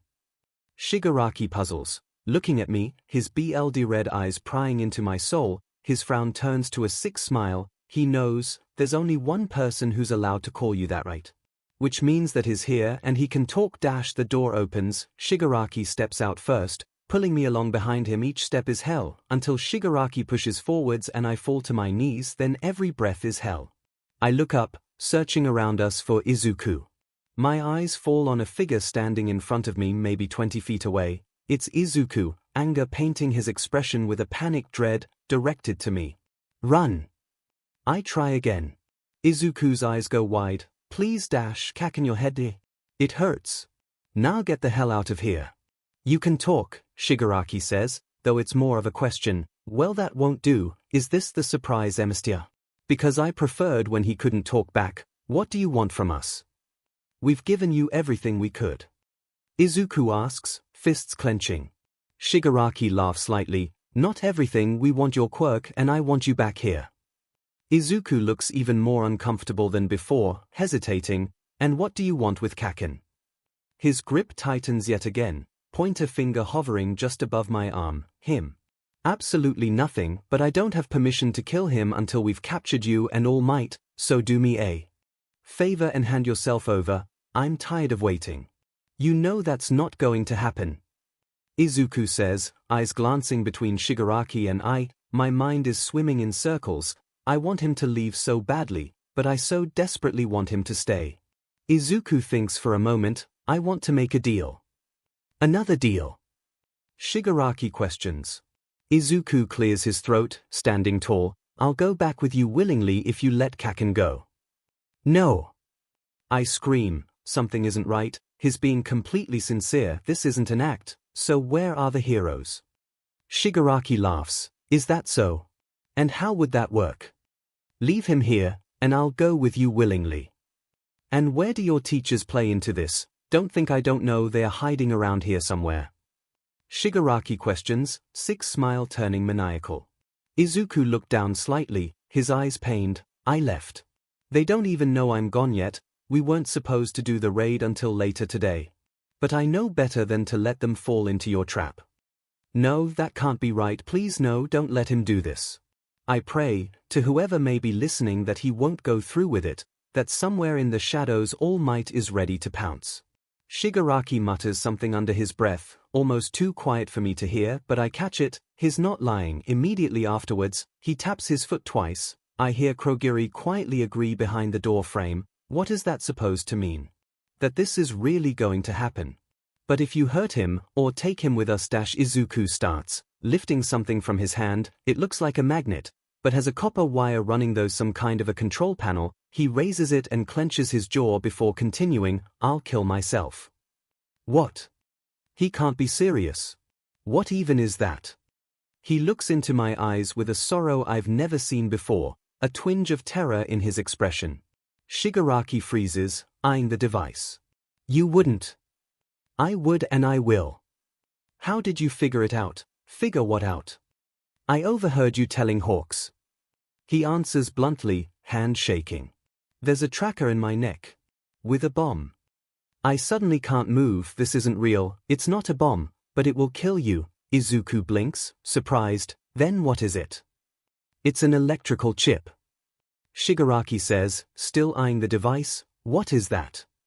An activator. I found the reactive material code for the identifiable signals. You have something similar, don't you? He's serious, but that would mean he's been keeping it a secret from me long enough to build a trigger. Why wouldn't he have told me? And why would he make something like that? How do you know it will work? Shigaraki asks smugly. 𝐒𝐿𝐴𝐾's grip on the device tightens, finger moving to a button. How do you know it won't? Stop! I scream, feeling my eyes go dry, tears welling up. This is something he would do, it's something he's going to do if Shigaraki decides to do anything. Don't. Please don't. Fine, Shigaraki says, his hand loosens on my arm slightly, but I can see in his eyes that he knows something we don't. 𝐒𝐿𝐴𝐾 releases a tight, shaky breath. Let him come over here first, then I'll come by you, he demands. Shigaraki releases my arm, moving his hand to where my wrists are tied and lifting up. I stand on my weak legs and look between the two negotiators. 𝐒𝐿𝐴𝐾 doesn't even flinch when Shigaraki urges me forwards, letting go and giving me a death glare strong enough to send me the message he intends. Kaken, please, 𝐒𝐿𝐴𝐾 says, quietly enough for me to understand the pleading in his voice, his amazing, real voice. I bite down hard. I won't let him do this. Neither of us move for what feels like hours but is likely just moments, Shigaraki growing more impatient by the second. 𝐒𝐿𝐴𝐾's gaze begs me to listen, but I won't move. My feet are planted firmly on the ground below me. I stand in the center of the two, frozen. Kaken, I'm so sorry, 𝐒𝐿𝐴𝐾 says, I don't understand in time though. I miss the hidden meaning behind his words. The very moment I process though, it's too late. In the time it takes me to call out, he's giving me a hug, arms wrapped tight around my shoulders. It only lasts a second, then he's gone, disappearing behind me. I realize that my hands aren't nearly as tightly bound and pull them apart from the rope, which is singed into weak strings that fall apart with the slightest force. I pull my hand up and yank the bandana off my head. 𝐒𝐿𝐴𝐾. There he is, mere steps from Shigaraki, device still held tightly in his hand, finger resting over the button. Leave, tell my mom I'm sorry for everything I kept from her. He smiles in my direction, not a normal smile though, it's different. Braver. His finger lowers, the button clicking tight. Midoriya, I run my finger in a circle over the button, hand shaking so badly that I almost drop the device. Kaken is behind me now, frozen in surprise. I hear him move for a moment before he yells my name, absolute terror engulfing his voice. The button is right there, all I need to do is press it. I turn around once I'm nearly to Shigaraki. catching 𝐭𝐿𝐴𝐺's eyes in mine, tears form and fall. I don't think I've ever seen him cry like this. I smile, trying to tell him that everything will be okay. Then I squeeze, the button collapsing under the pressure of my finger. Shigaraki yells, 𝐭𝐿𝐴𝐺 screams, and I'm still smiling. It's only a moment before a blur of red, blue and yellow crashes down right on top of Shigaraki. Kurogiri is outside in only a moment, but his quirk is useless as Aizawa hiding on the rooftop of one of the buildings surrounding us. I drop the device and alarm, and rush to 𝐭𝐴𝐺's side, grabbing his wrist and pulling him along with me, into the alleyway, around the corner, and straight into an abandoned cafe, silently thanking the gods the entire time. There's an explosion nearby, but I don't pay attention to that anymore. Instead, I turn, enveloping a stunned 𝐭𝐴𝐺 in a hug, tears of my own threatening to make an appearance. "You're okay? Are you alright? I was so scared that they'd kill you. Why you're alive?" 𝐭𝐴𝐺 asks, relief exploding from his words. He pulls back slightly, searching my eyes for something. It's only a few seconds before he launches himself back into our hug, a panicked sob escaping his strained breath. "Oh my god, why the hell would you do that?" He doesn't wait for an answer. Instead, he rests his head on my shoulder, tears soaking into my shirt. He's trying so hard not to break out into sobs, but his breathing is uneven, and he's shaking even more than I am.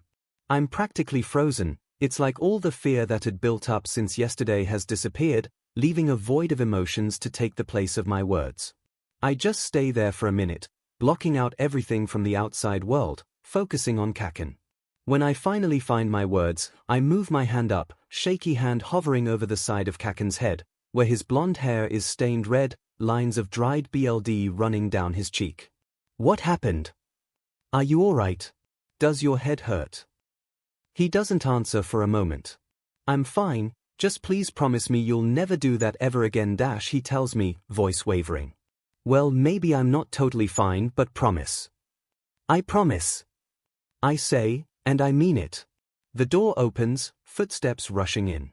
I turn and face Kirishima and Uraraka, who take one look at 𝐭𝐴𝐺 and rush over. A few seconds later, Todoroki and 𝐒 come through the door, shutting and locking it behind them. 𝐭𝐴𝐺 looks between them all with a terrified realization. "What are you all doing here? Izuku, what do they know?" I breathe in, "Everything. Everything. Does that mean All Might and Aizawa know?" "Actually, I told everyone in our class, and all the teachers know, including the principal. Also the PSC. I tell him, it's okay, they understand, we're free from the league." He doesn't say anything at first, just looks at me. "We are. Can we finally stop all this?" I nod, and he closes his eyes, relieved. Then something else crosses through his expression. Wait. They have a plan, they have someone who can take down All Might. Shigaraki took orders from him, he had a dumb name, All for One.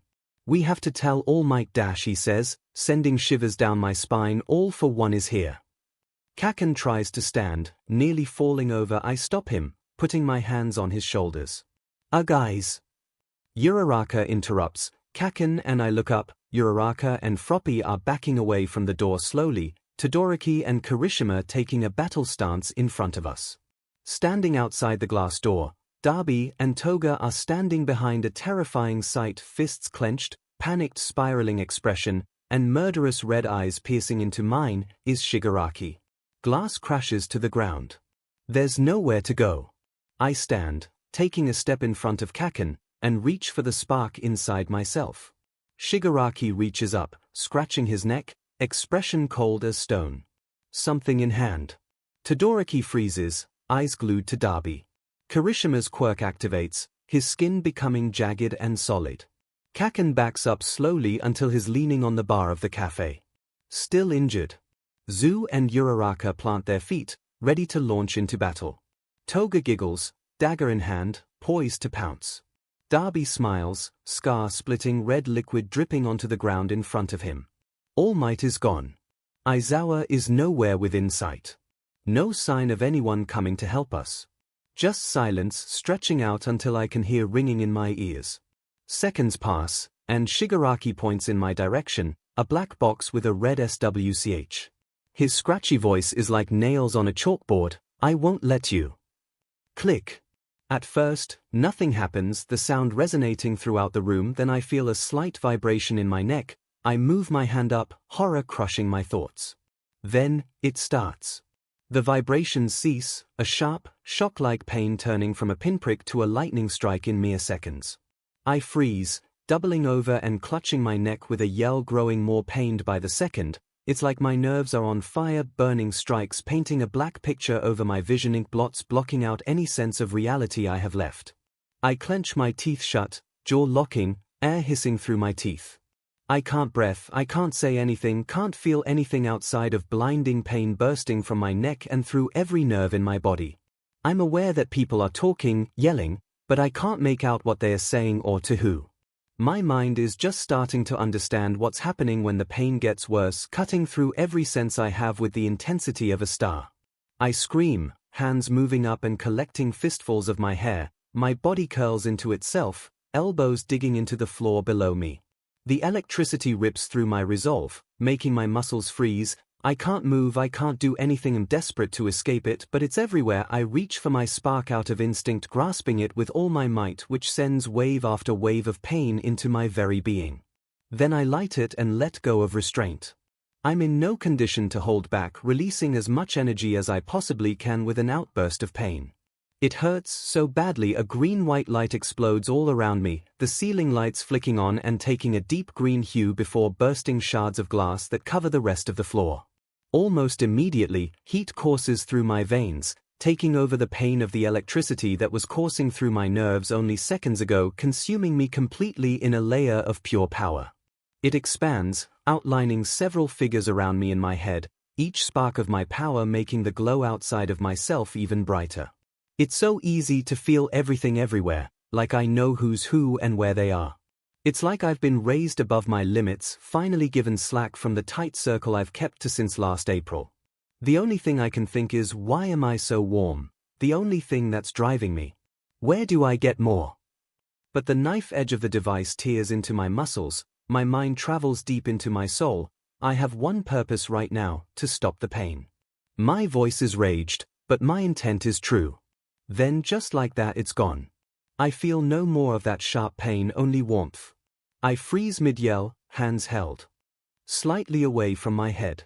It's gone, only the ghost of a memory remaining of the power that surrounded me only a moment ago. My ears ring, my head pounds, but I'm alive. I don't look up, I don't move a muscle apart from the uncontrollable shaking in my hands. The ringing fades, leaving the echo of electricity to spark from the ceiling lights shattered. I work to catch my breath, lungs burning, heart beating in an irregular pattern, eyes frozen open. My spark is gone, only a void where my quirk would usually reside. Then it's back as suddenly as it disappeared. I WHP my head up, Shigaraki is just standing there, staring into my soul. He says nothing, but at his feet, sparking with green light, is the black box. Plastic and metal alike melting into the wood. Shigaraki's hand is a deep reddish-brown, burnt, BLD dripping onto the floorboard slowly. Behind him, Toga and Darby are kneeling over, breathing deeply and struggling to stand as if exhausted. I turn, searching around me. Kirishima, Zu, Todoroki, Uraraka, and even Kaken are all on the ground, barely keeping themselves from collapsing. The air around me is blank, deprived of something. Anything. Everything. But I feel amazing, like I could fight All Might himself and win by a landslide. What the hell just happened? Midoriya! I look behind Shigaraki, where Aizawa is standing across the road, his scarf raised, ready to strike. Get out of the way. I don't move. I wouldn't have even had time to, because not even a second later, All Might is there again, punching Shigaraki with the force of a train. He goes flying into a wall, where he stays for a moment, wind knocked out of him, BLD dripping from his nose. All Might launches at him before he has the chance to regain his senses, immediately knocking him out with a blow to the chest, using the time he gained to put Shigaraki's hands into fists, placing a metal cuff over his entire hand, blocking him from using his quirk. More heroes rush in, police included. They place him in the back of their police van, which locks like a safe. It all happens so fast that it leaves me questioning whether anything really happened, but All Might is here, and he doesn't look too happy. I run my mind through what happened. I got Kaken, My classmates came in, Shigaraki showed pen then this, it doesn't make sense. Who saved us? Or, more accurately, who saved me and hurt everyone else? And why doesn't my neck hurt anymore? Not even in the slightest. All Might's attention turns to me and my classmates. I still feel so strange, young Midoriya. What happened? More heroes rush in, helping to check up on my friends, who are starting to look better already. I don't know, I answer, staring forwards, at the melting remote on the floor. Metal going from a burning red hot to a dull silver, the plastic still spreading through the wood. I'm warm, Izuku. I turn, Kaken, he's still leaning on the counter, stunned. Are you okay? He looked me in the eye, shocked. How did you do that? He looks down slightly. Your neck do what? What happened? His eyes go wide. I don't know. They just collapsed and my head doesn't hurt as much anymore, but at first, it was like my life force was being drained. Aizawa steps into the cafe, staring me down. Midoriya, I need you to tell me exactly what you did to everyone here. I look past him, where Darby and Toga are also being led into a van, barely able to stay on their feet. What I did? Wait, that's right. I used my quirk. Would that mean that I did this? That my power somehow affected people? If so, I don't know how I did it, but I don't have the ability to do anything even similar to this. But right now we have bigger problems.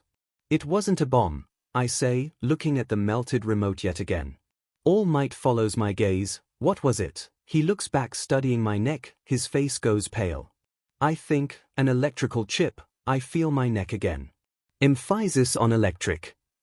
I pause, my finger feeling a ridge. I follow it, where it connects to a collection of more ridges. What the? You appear to be hurt. What happened? Did he set off the device in your neck?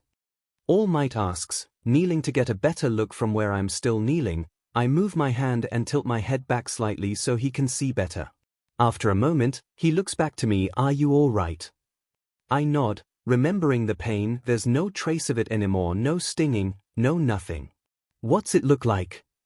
I ask, feeling it again. All Might flinches. Maybe don't touch it. Is it bad? I ask, lowering my hand. Kaken nods, his eyes fixed on my neck. Well then, can someone take a picture? Or give me a mirror? I ask, it's kind of freaking me out honestly. It doesn't hurt. Could I have fried my nerves? I pinch my arm. Nope, I still feel that. I do the same to the base of my neck. Same. You should wait until we're out of danger to start calming down, Aizawa says, pointing down the empty alley. Not empty, there's someone walking. There's a crash to our left, followed by shouting from the police officers. One of the vans makes a strange sound before the metal quite literally peels away. I see Shigaraki inside, still out cold. A grey goop emerges from his mouth, traveling over him, his figure vanishing from in front of us. The same happens with the other van, Darby and Toga disappearing from where they were slouched on the strap chairs of the van. They look even more exhausted than before. All Might positions himself in front of us. Young Midoriya, get you and your classmates out of here, as far as possible, he tells me, but I'm already too focused on the approaching figure of someone I recognize, no matter how much I wish I didn't. Get ready to attack him. I say, raising my hand. I have a plan. Midoriya. Leave. Aizawa says, but I interrupt him. Wait, he used inferred vision when we met before. I can try something. I'll use my quirk to trick him. No. Aizawa demands, go. I grind my teeth and look back to All for One, coming closer, closer. I make a fist, searching for my spark, resting exactly how it normally does. I take a deep breath and reach out, try to find that feeling from only a minute ago. I think back to how my quirk works, what I envision: cells, hundreds of millions of cells, and search for their energy. Please work. The space behind my eyelids lights up, a green glow coming from everywhere and nowhere all at once. I'm doing it. I envision the cells again, find them, use them, feel them. Match them. Midoriya, what are you doing? Todoroki asks, but I don't answer, trying to keep my focus. I feel for temperature. All Might, Aizawa, Kirishima, and Kaken are the warmest, so I focus on them first, finding the heat signatures and gathering them, spreading them through the air around us before I can't tell where the cells begin and a person ends. which means all for one shouldn't be able to either. I even out the air, giving heat to those who are cold, using my own heat to power my quirk. He stopped. Aizawa asks, did my quirk work on him? No, All Might says, starstruck, it's my Doria. I dig deeper, disguising the temperatures of everyone in the alleyway, police, teachers, heroes, and UA students alike. I breathe evenly, timing my words so they don't throw off this delicate balance. Hurry, take him down, be careful, everyone else get out of here, tell the cops. What are you doing? Aizawa asks, this is way too dangerous. I can't keep this going for much longer. My focus falters, forcing me to release too much power. I even the cells out again, but then I realize something. All for One's heat signature is starting to dwindle, growing harder to detect by the second. I bite my lip and lower the temperature of everything around me, making his heat signal show up again, to which I pour more power into, making him brighter against the darkness of my mind. I give everyone more heat, as long as I can keep all of our temps the same. All Might steps past me, I don't open my eyes. He launches off the ground. I hear a crash and crunch. Then a triumphant laugh from none other than the #1 hero. Nice going, kid. Aren't so strong now. All for One. All for One's heat signature changes again, heat building up at an alarming rate. I open my eyes, watch out. Only a moment later, light radiates blindingly from where All Might was only minutes ago. He used his quirk. Someone shouts, I stand, not wavering before I start sprinting to where All Might was a moment ago. By the time I'm close enough to aim my laser properly, the lights died down, revealing All Might and All for One, fighting hand to hand. All Might, how nice it is to see you again. All for One says, pushing away and using what I can only assume is a strength enhancer mixed with a quirk that sends sharp tendrils from his finger to pierce through All Might's arm, which he moved up to block his head. All Might readies a punch, aiming for All for One's jaw. Just before it lands, his voice rings out, impact recoil. All Might's hand pauses and he changes course, ducking and turning, grabbing onto All for One's arm. He finishes his turn and stands suddenly, swinging All for One over the back of his shoulder and into the ground, leaving a crack in the concrete and a long, resonating sound to fill the air.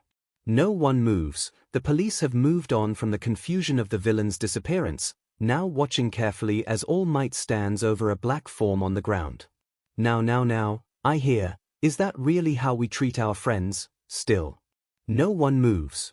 Very well, a red light explodes under him, black, glowing pillars rise from the ground all around him. One comes up straight under me, pushing me up. I see a purple cloud open above me. I dive off the pillar just in time, coming to a rolling stop maybe halfway between the police and All Might. Kurogiri is here somewhere. Without knowing where he is, I'm almost guaranteed to be captured again. My Doria! Get the hell back here! Kirishima yells, let All Might take care of the villain. I stand again. Last time these two fought, they both nearly died, but now All for One is stronger and All Might is weaker. I can't just leave. All Might will be killed. I need to fight. I'm ready to fight. Izuku!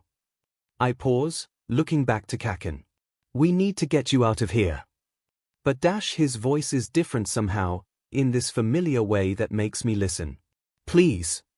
I look back to where All Might and All for One are likely fighting, blocked by a rising wall of rock. This is All Might we're talking about, the symbol of peace. I have to trust that he can hold his own, at least until Endeavor shows up to help. But what if he can't? All for One will steal One for All, and then the entire world is doomed to chaos. I close my eyes tight, shifting my feet and taking off in the direction of Kaken. Fine. But we need to get everyone here as far away as we can. This is going to get messy. I yell, stopping at Kaken's side, can you walk again? Yeah, my head feels normal again. I don't know how, but I think it's healed. He answers, you get Uraraka, I'll get Asui. Todoroki can walk, Kirishima too does. Okay, I respond, finding Uraraka leaning on the tire of one of the cop cars. She's awake, but looks like she's about to pass out. What happened? I check with her before helping her to stand, yelling to every cop we pass that they need to evacuate anyone who may still be in the buildings around us, which won't be many people, considering we already evacuated a good number of people before we even considered luring Shigaraki out. Uraraka does her best to run with me, but after a block or two, I kneel and gesture for her to get on my back. I'll be able to carry her much faster that way. Who was that? They were using more than one quirk. Uraraka asks. I bite my tongue. I can't say anything that might give away All Might or hint at his quirk, so I just say the most obvious thing I can think of. He's the leader, the founder of the League of Villains. Hurry up. I hear behind me before a cop catches up, he's frantic, panicky, it's coming down. My heart drops and I turn. Behind us, the tallest building in the area slowly creaks forwards. My eyes catch on something midway up. The building, I can just barely make him out, but All Might is there. He coughs, looking at his hand and readying his fist for another punch. He glances around, eyes catching on a blur of red hawks. Hawks' feathers spread out around him, dozens upon dozens shooting into the building and coming back out moments later with people in tow. All Might launches himself off the building, back in our direction. At first I couldn't tell why. But then Uraraka's grip on my shoulder tightens. Midoriya is here, as she says. I glance back down, frozen in my tracks. Eyes locked on him. Her voice raises, he's here. Midoriya again. I want to start a new chapter though. He's here. My legs freeze, ground giving out beneath me. I don't have any time to react. The purplish-black void envelopes the space around Uraraka and I. We fall. No, this is Kurogiri's quirk. He got me in a warp gate. Don't let go, Uraraka. I shout, send an SOS. On your phone. Uraraka scrambles for her pockets, pulling out her pink phone and squeezing either side tightly until it beeps once. Then she lets go and swipes on the SOS button. Good. But we have one more problem. Where are we being taken? Midoriya.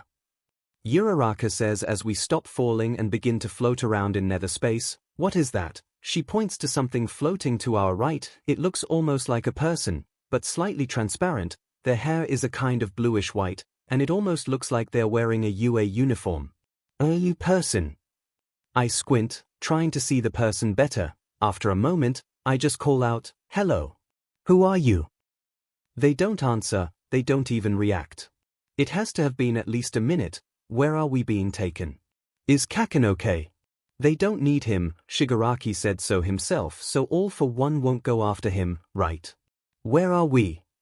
Uraraka asks. Her grip on my arm's gotten stronger, so she must be feeling better, but what caused her to get so drained in the first place?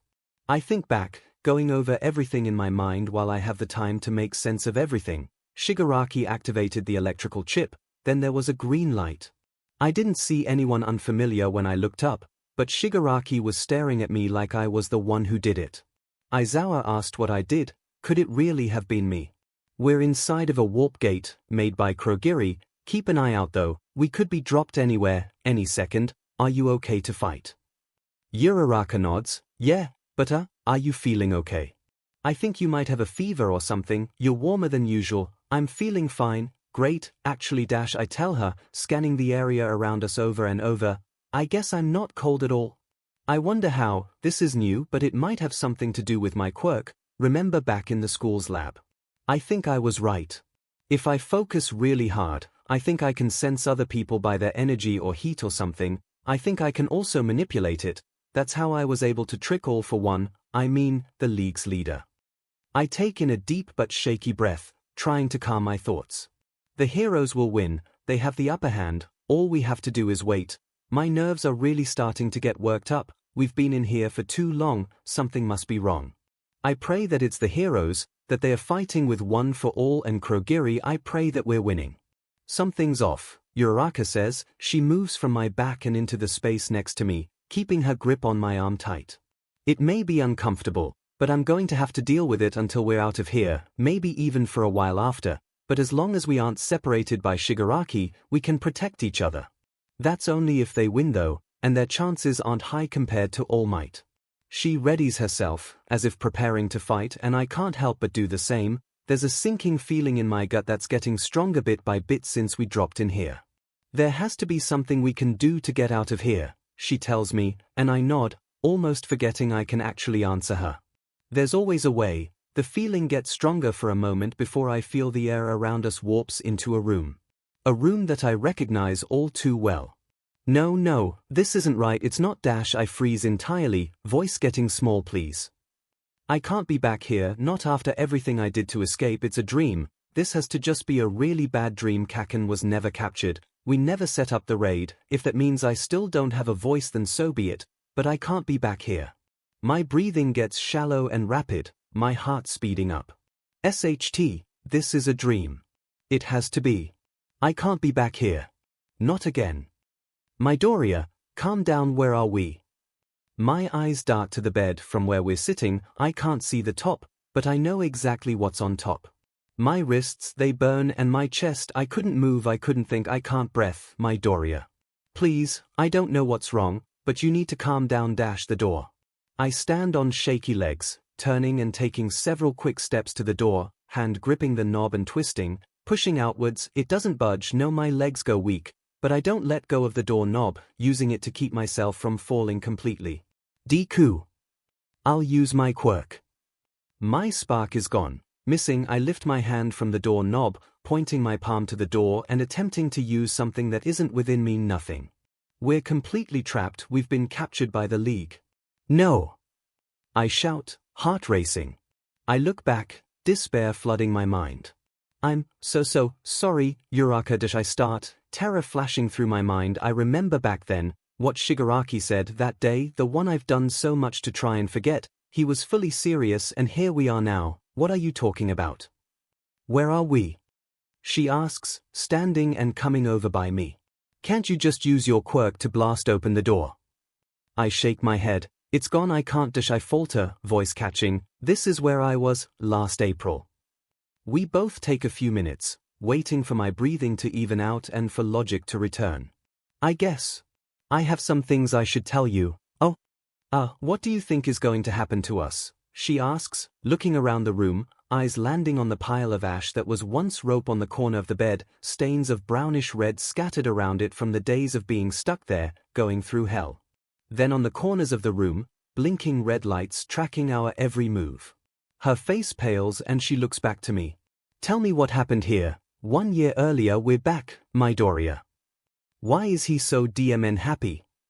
I force my eyes open, finding Shigaraki's. It's been 48 hours since my ribs were broken, and the stinging burn of my wrist still feels fresh, too fresh to be redone already, but that's what we agreed on. I sit up carefully, which drains me more than I'd like to admit. I reach for my notebook, hand flinching back as soon as my raw wrist comes into contact with the blanket. I don't know what to say. So. Slough comes into view, holding a pile of rope. Well, last time, you barely managed to sit through the first half of your right wrist without passing out. He doesn't seem very excited, but he's gonna go through with it. Shigaraki groans, you're taking too long, Slough. He smirks and finishes what Slough was saying, we're going to be much more thorough this time. What? That wasn't part of the agreement. Shigaraki comes closer, reaching out and grabbing my forearm tightly and pulling it upwards, sending a wave of pain through my ribs. I try to yell out, pulling my arm, but it doesn't budge. I grab at his hand with my free one, to which he uses his other to grab as well, putting my wrists together and holding them above my head. Come on, get this the hell over with already, I'm in a hurry. His grip tightens and he shakes me for a second, like I'm just a doll. Slough nods, obviously uncomfortable. All right. He gets closer, tying a tight loop around both of my wrists separately, where the small place between where the bones of my hand meet the bones of my forearm is, hooking them to the bed frame, maybe 1.5 feet apart from each other. As soon as he lets go of the rope, my eyes go wide and I try to pull away, but I can't reach the opposite hands. I attempt to speak, trying to tell them to wait, but Shigaraki has a look in his eyes that makes even me stop moving. Slough gives me a sorry look, but doesn't hesitate to drape the rope over and under my left wrist, directly on top of the wounds already there. I only have a moment to panic before he starts pulling the sides like you do trying to start a fire, back and forth, catching on skin and muscle alike. I squeeze my eyes shut and try to pull away again, silently yelling for Slough to stop. It hurts so badly, quicker. Shigaraki demands, glancing at my clock a few times and tapping his foot, go until you see blood dripping, but don't take any longer than 10 minutes. I have somewhere to be. No, just stop please. I changed my mind, I'll write the notebooks here. I try to scream, I know I don't mean it, but I need this pain to stop. It doesn't though, not until drops of red fall onto the sheets of the bed. And then he moves on to my right wrist. I'm glad I at least managed to kick the pillow out of the way in my attempt to get away. I can't help but think as my thoughts begin to drift, but they're too grounded for me to pass out, which means that I'm stuck here in reality. Tears fall in a steady stream, blurring my vision and soaking into the mattress. I try to yank my hands away again and again, but the most that gets me is more pain. Okay, is this good enough? Can I untie him yet? He looks sick, not as sick as I feel though. I look up. Please be done. Shigaraki looks at my wrists for a second, then locks eyes with me, his smile forming a smug look, ripping into my soul with every word that he says. I suppose we could stop, but leave him tied for now, we'll be back. My heart drops. I nearly start crying again. No, please. But it's no use. He tilts his head in approval and turns, snapping his fingers for Slough to follow. He glances my direction one more time before disappearing. I yank my hands back, hard, and come back. Please no, I say please like it's actually going to do something. I think with a silent sob. I didn't agree to this. I never agreed to this. I take uneven breaths, readjusting myself to where I'm sitting close enough to the frame where my knees are pulled up, head buried in between my legs and chest. I started crying at some point again, and now I can't seem to stop. My wrists hurt, maybe more than my ribs in the moment. What am I supposed to do? What about my quirk? I dig deep inside myself for the spark, but I just can't seem to reach it, almost like it's not there. But then how do I get them off? Please. I try again, quietly, barely even an attempt. The clock ticks by, seconds feel like minutes, minutes like hours, until finally, almost 6 hours later, Slough comes back into my room. The only thing that goes through my mind is how close his hands come to my wrists. His hands, the ones that hurt me. I try to pull away, wincing at the pain of the ropes, my wrists, and chest. He went too far, Slough mumbles, giving up trying to get to the rope on my wrists, moving to the part connected to the frame, untying them both and leaving the room quickly, leaving me scrambling to get the rope off my wrists, immediately backing back into the corner and squeezing my eyes shut yet again. Why? Why leave me like that for so long? My stomach growls for the 100th time, reminding me to do something I have no access to, and my throat is so dry. I wish I were at home, at school, anywhere but here. What did I agree to? Would I still have agreed if I knew this would happen? I tell myself I would, but when I think about doing that again, yes, I would. For my mom's and Kaken's sake, I'll keep them safe. I will. I glance back at the clock, 3:17 a.m. I really should try to sleep, but I won't. I'm not going to let my guard down again. I assumed that he wouldn't do anything like that, but the way Shigaraki smiled while watching me suffer, as if I were just his Sunday entertainment, and treated my torture like it was just another inconvenience. I have no idea what I've truly gotten myself into, do I?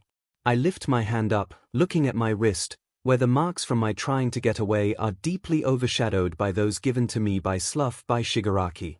My head is pounding, but I can feel the fuzz growing at the edges of my mind. I look back to the mattress in front of me, red stains where my pillow should be, soaked into the fabric.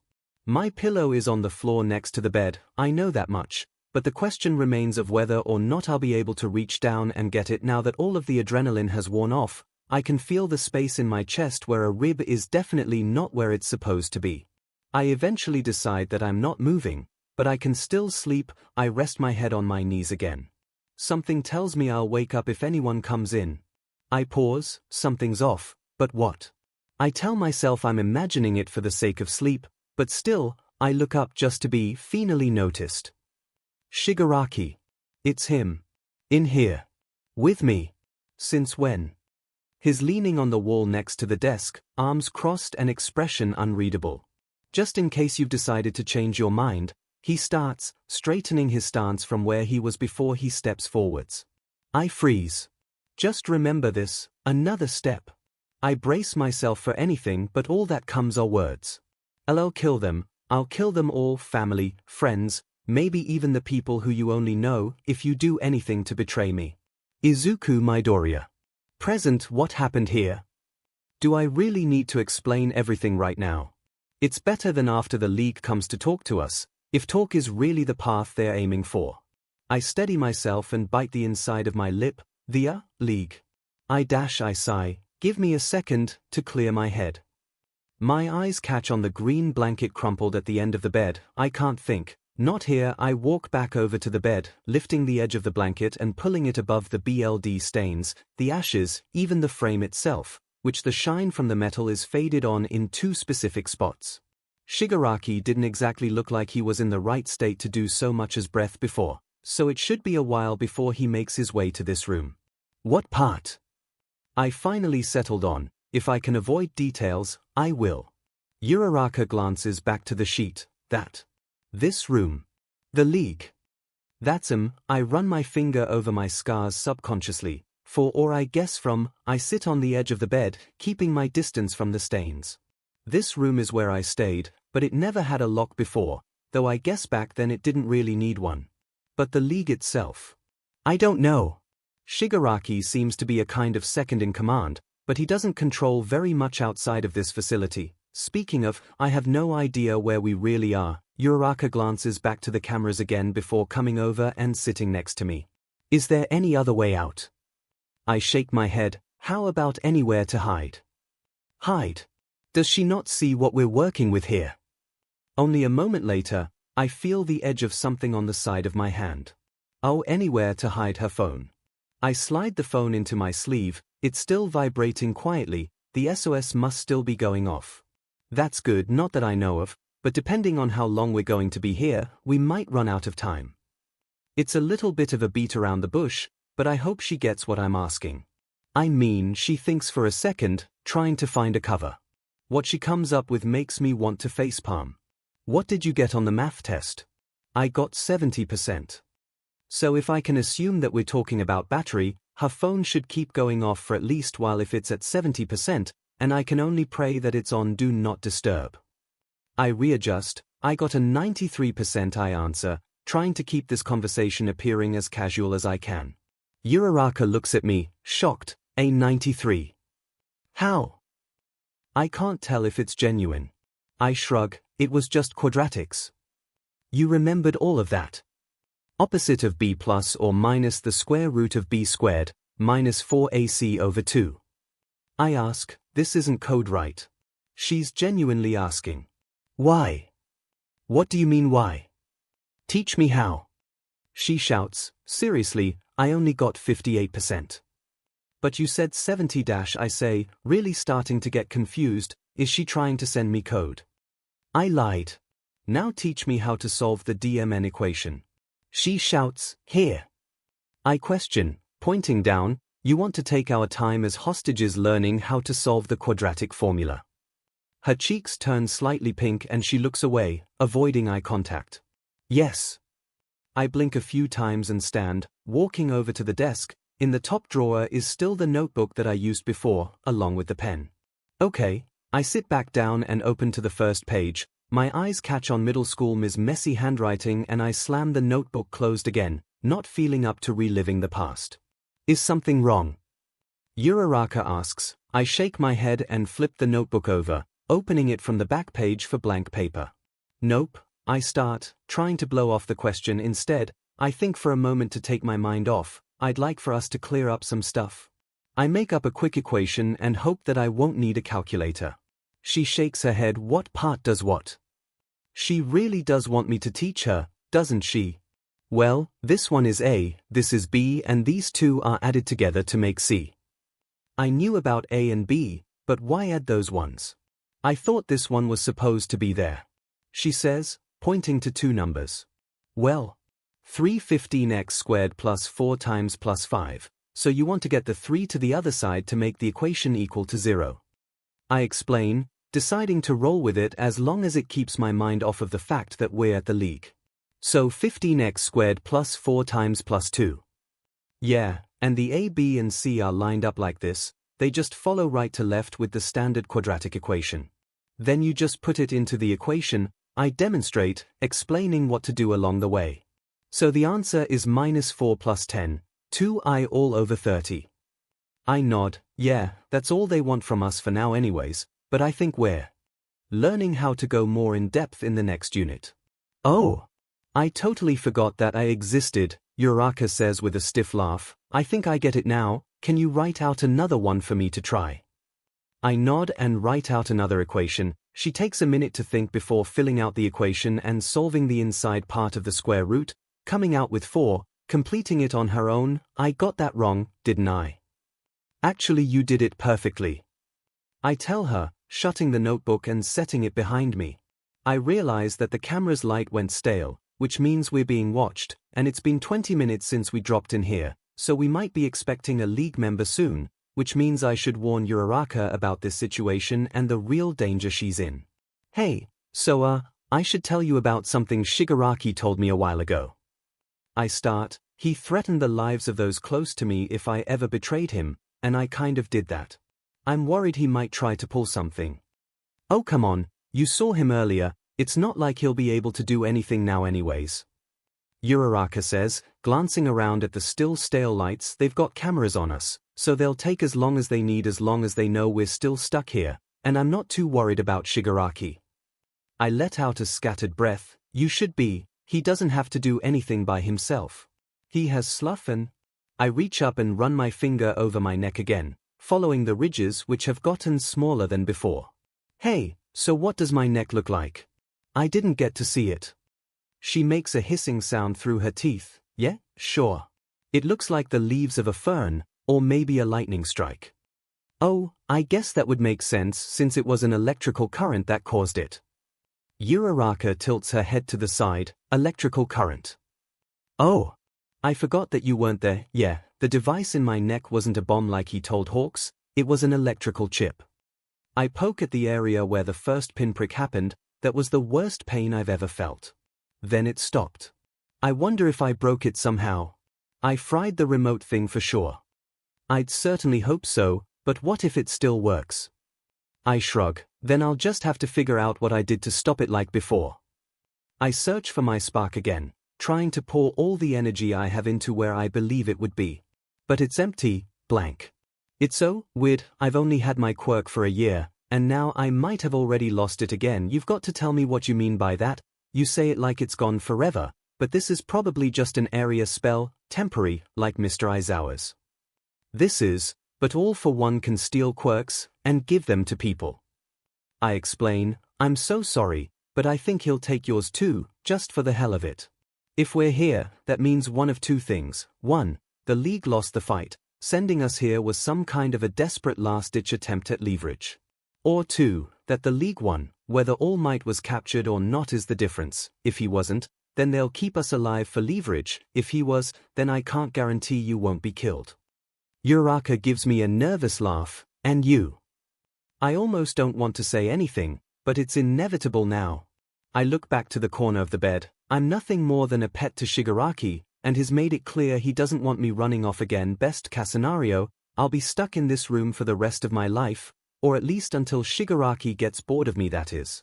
If the heroes won that fight, or if All Might is still safe, then you'll be kept alive. Shigaraki won't give me back, so you'd be the leverage.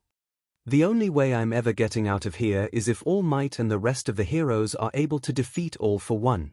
I know I have faith in the heroes, but realistically, All for One and the League of Villains is stronger. I have to be prepared. There's a sound from the hall, like something heavy being lifted. Then the door opens. First you lie to me. Then you go and tell the enemy all our secrets. I know it's him before I see his face, but it still sends panicked shivers down my spine when he looks up. Something different about him, more dangerous. And now, you use your quirk against me. I stand up, stepping in front of Uraraka. He's exhausted, using one arm to prop himself up on the doorframe. I hear more footsteps coming down the hall. Tomura! Get back here, you need to rest. Only a moment later, Marie comes around the corner, panicked and worried. The boss told me to keep an eye on you. And that means that I will get in trouble if you run off. Marie? I ask, recognizing her purple hoodie and pajama briefs from one of my visits with her. She looks in my direction, eyes going wide. It's you, Dash. But it has to have been almost a year and you're talking. How? She shakes her head for a moment before putting a hand on Shigaraki's arm. Hey, come on, you can do whatever this is later. They're obviously not going anywhere. Shigaraki shakes her hand off. Shut up.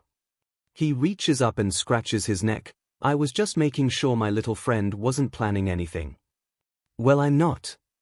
I say, swearing to myself that I won't give in when he inevitably tries to scare me.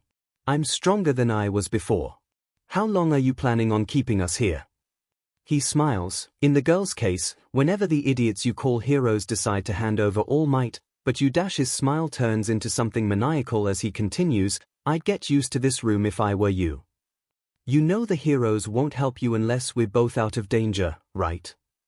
I tell him, trying to keep my tone neutral. So then by your logic, if they're not going to help us, then there's no point in keeping her alive. His voice trails off into a mumble that I can only barely make out. Or maybe it's the other way around, we can always just make them think you're dead, then what? He snaps back to attention, readjusting himself to more of a standing position, then no one would ever even think to come and save you. He says louder, Marie heard for sure, but... Uraraka looks confused, she must not have heard him. My gut churns regardless. He has a point, and I'm positive he has a way to go through with it. Why can't we use our quirks? I ask, it's kind of a shot in the dark on whether he'll answer, though.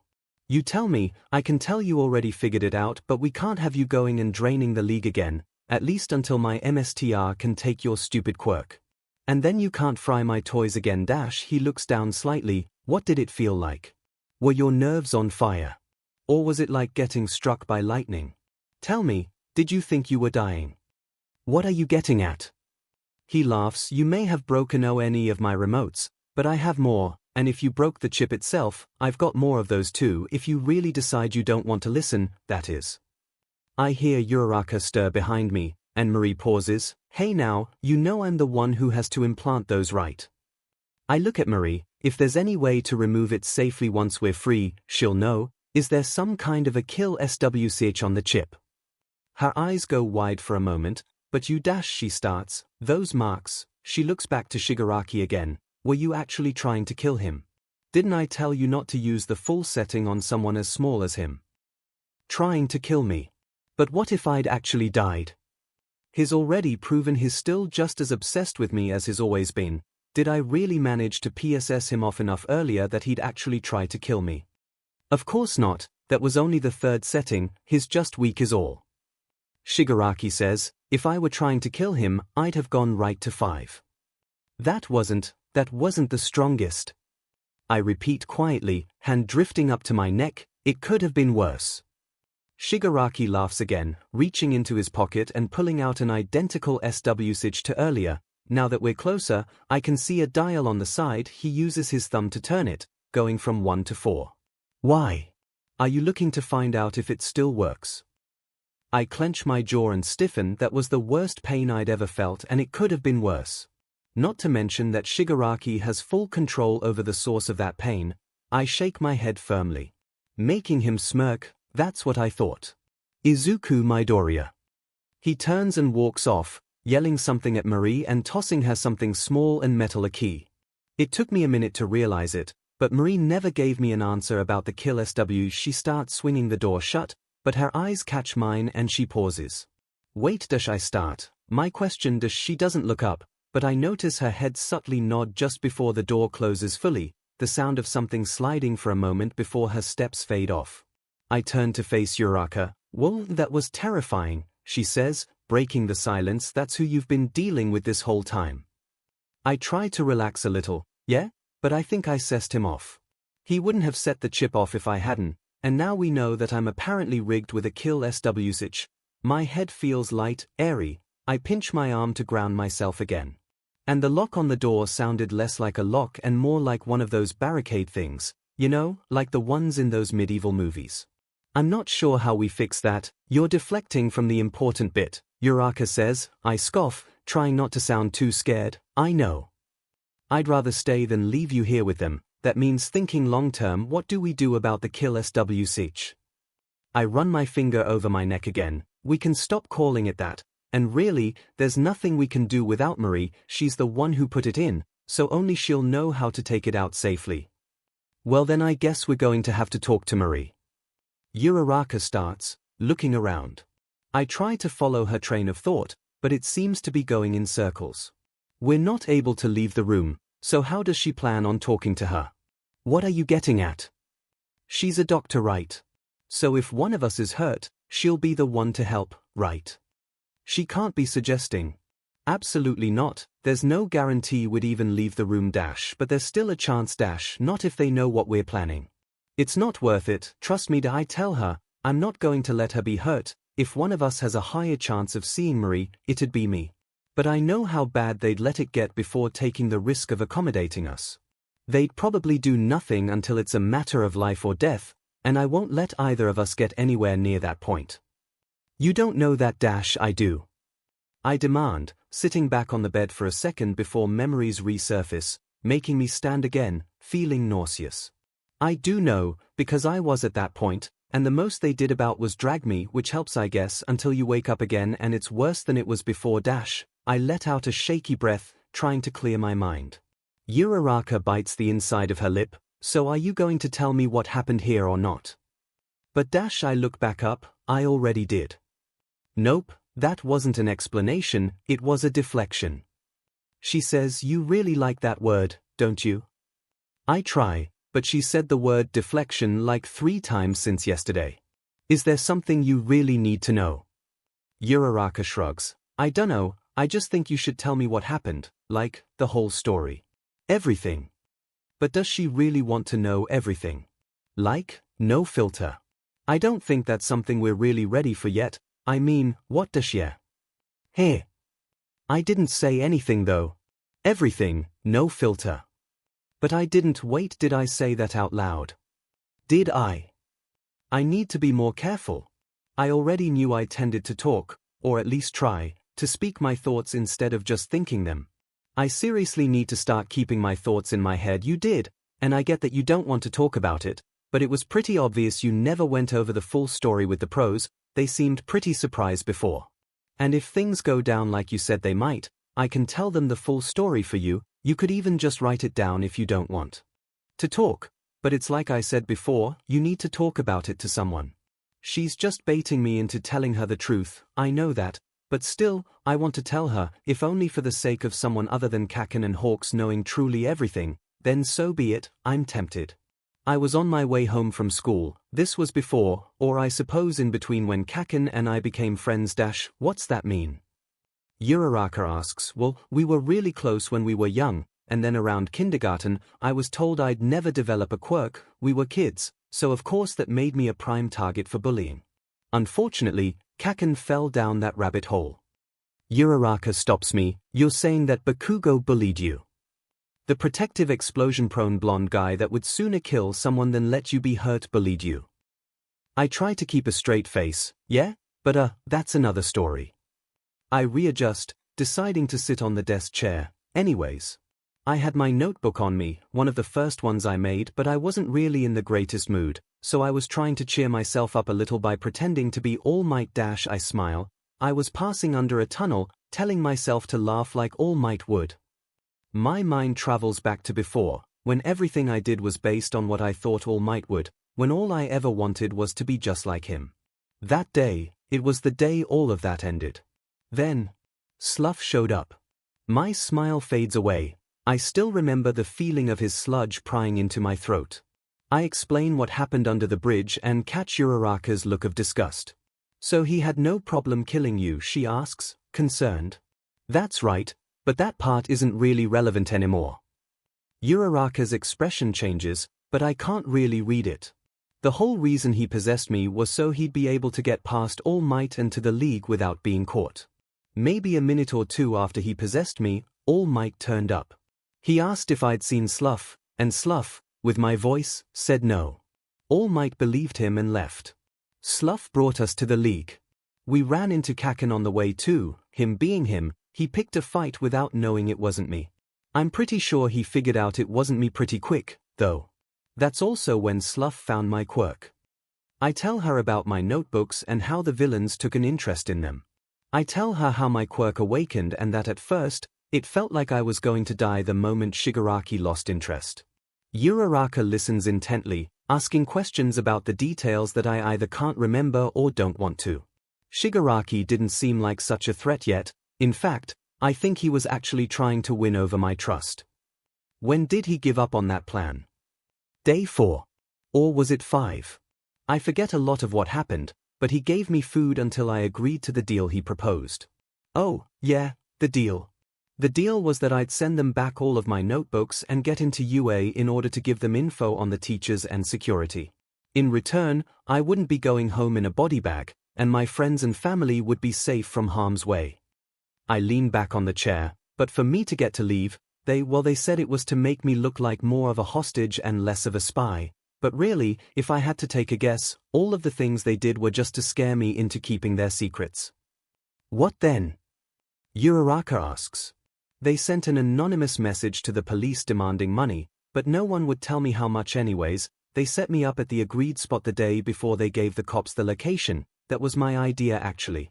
Hawks was the hero in charge of the hostage situation.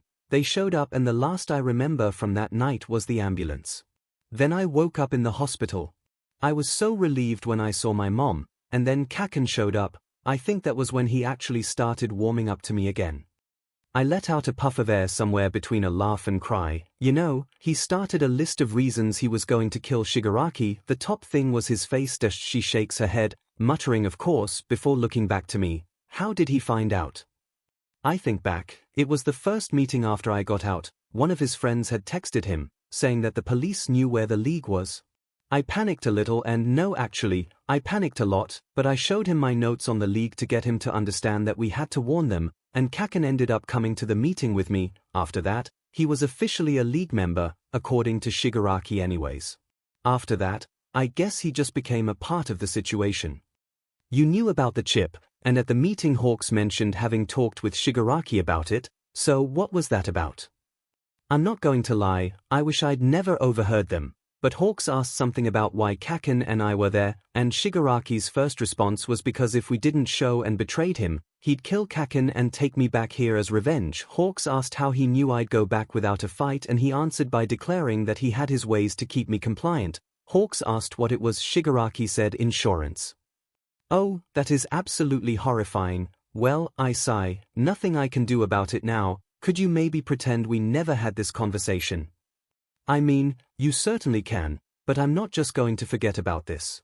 In fact, I'm going to remember, and when it comes to it, I'll make sure I'm not the only one.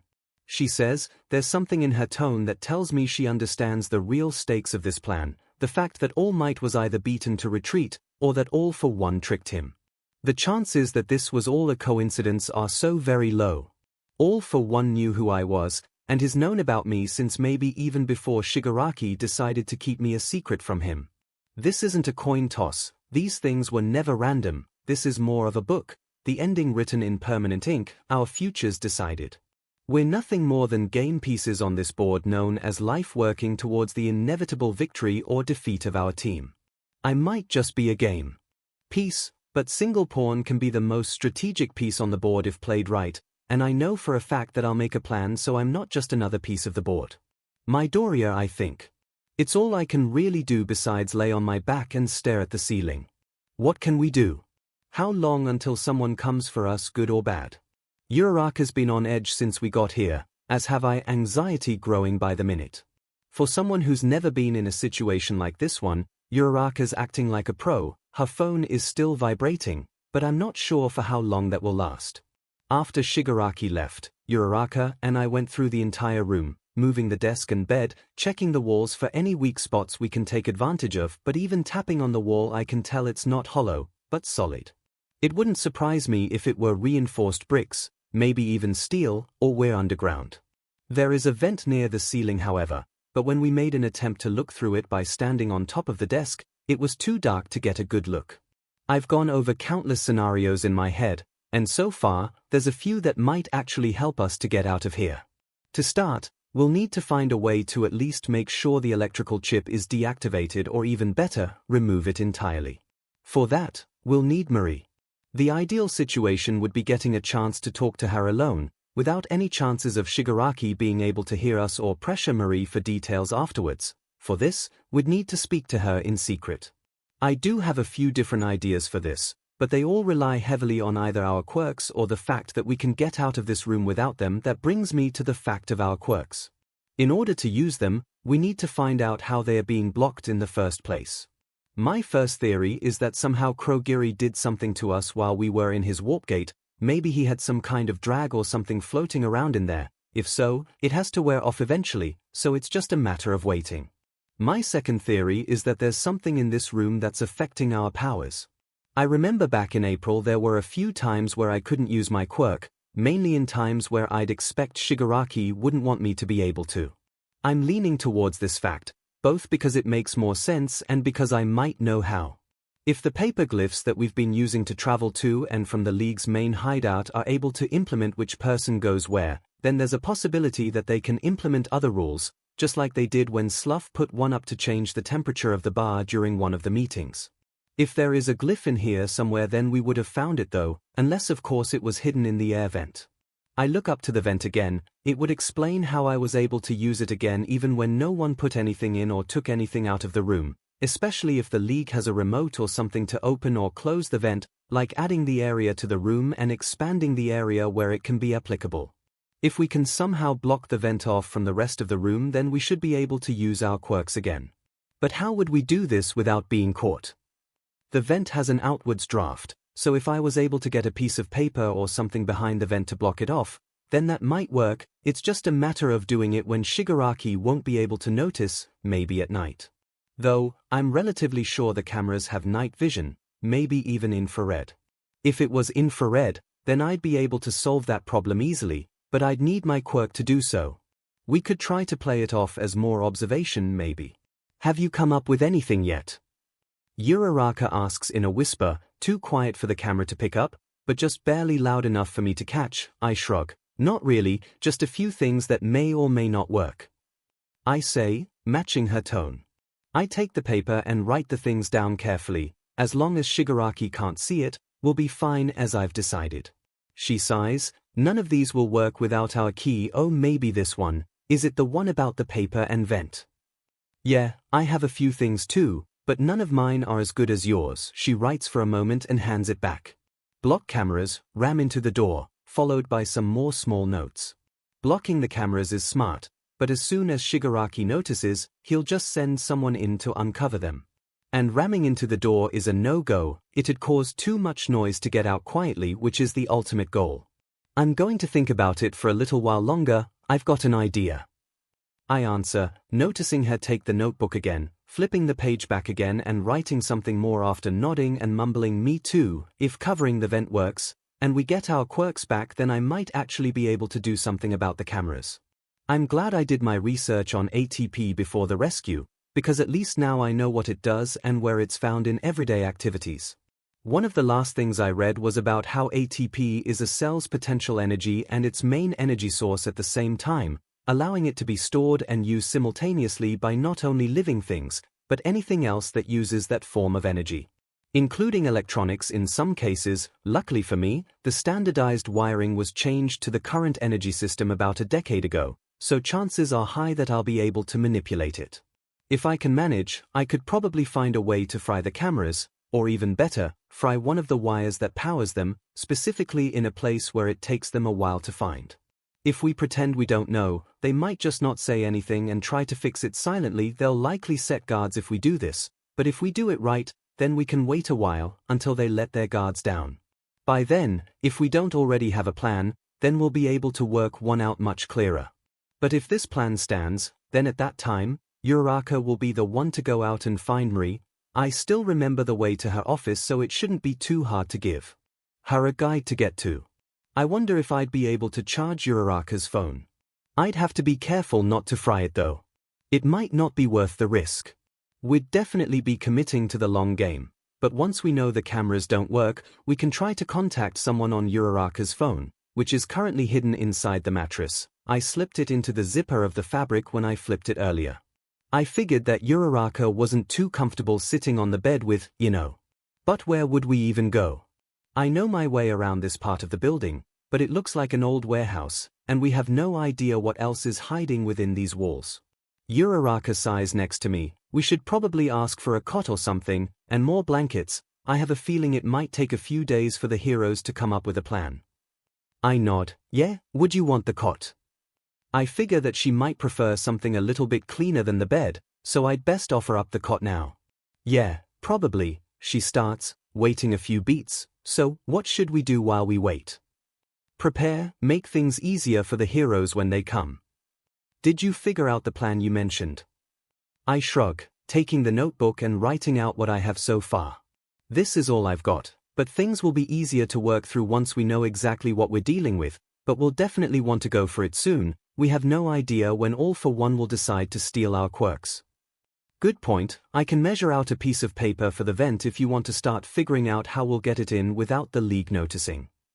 I fold a piece of paper as best I can in my head, trying to decide on a way to get it through the small slit of the vent and aligned right. Yeah, I think we can just do a star kind of fold. There's an outwards draft, so we shouldn't have to worry about it getting sked in. She stands and tears a piece of paper out, going over to where we moved the desk under the vent. She uses the edge of the desk to push herself up before reaching to the vent and placing the paper over it.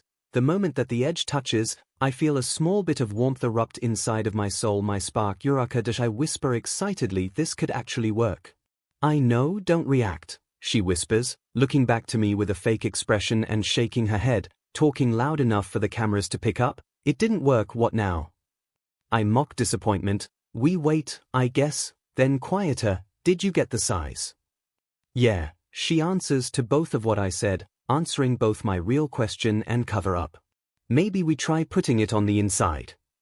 Sure, but if it didn't work just now then I don't think that'll give us any luck, I say, nodding very slightly after she puts it in. We can pretend it didn't work, both try to remove it. When we inevitably can't, we leave it, and boom, problem solved.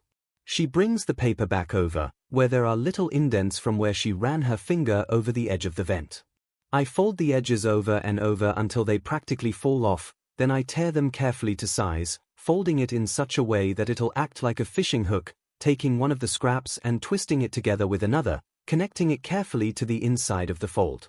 Here I hand it to her, where she brings it up and pokes the tip inside, pushing it all the way and waiting a moment for the paper to unfurl enough. Then she pulls the connected bit, flattening the paper over the inside of the vent, where it immediately suctions in place. I worry for a moment if we just cut off our oxygen supply, but there's enough of a crack around the frame of the door that we should be fine. After all, there's a warm orb of heat circling inside of my consciousness, just waiting for me to expel it. I bite the inside of my lip, nothing, while secretly celebrating. Now we really do wait, maybe a day, maybe two. For now though, I'll try to figure out how to manipulate the electricity in the wires surrounding the room. Now that I know what I'm looking for, I can basically feel the energy in the air around us. There's a space in my mind where everything appears as a green glow in a dark background. I sense 𝐒𝐿𝐴𝐼, her phone, and all of the wires in the walls, and even the tiny bits of ATP in the air, gathering near the corners of the room. Trace lines of light flow in lines throughout the upper edges of the room. The energy in what I assume are the wires powering the cameras. I can't do anything yet. It would be far too suspicious if the cameras went out so soon. But if it starts flickering now, it's a bit of a risk, I know that, but still. I find the place where all of the wires connect and follow it back a small ways. When I find an area hidden among a bunch of other power cords, if try to gather any amount of ATP and manage to hold back enough as to not fry it yet, if I just send a little power surge, making sure to get a few unrelated wires as well. Maybe I can make it seem like a mouse chewed the wires or something, no way to know for sure though. I clear my throat slightly, whispering, I found the wires, it'll take a little while before we can do anything though. Okay. 𝐒𝐿𝐴𝐼 whispers back, my quirk is back too. Do you think you could find a way to make the barricade thing float on the other end of the door? I ask, trying to come up with an idea to break the lock to make that possible. Maybe if I flooded the lock and melted an inside mechanism. Yeah, if we're good with the door being affected as well. It's connected to the frame, so that shouldn't be a problem. I tell her, but we might only have one chance. 𝐒𝐿𝐴𝐼 puts a hand up, shushing me. Listen. I pause, freezing. Footsteps come closer. I recognize them, but can't place a face until the door opens. Slough in his human form stepping in slightly before shutting the door behind him, shoving a key into his pocket. He doesn't say anything to start, just stares at me, expression unreadable. Hey! I say, malice adding a kind of sharpness to my voice. Slough. He sighs, looking down slightly. I'm sorry, by the way. Sorry. I ask, Confused, what? Would he be sorry for? He shrugs. Well, for starters, your voice.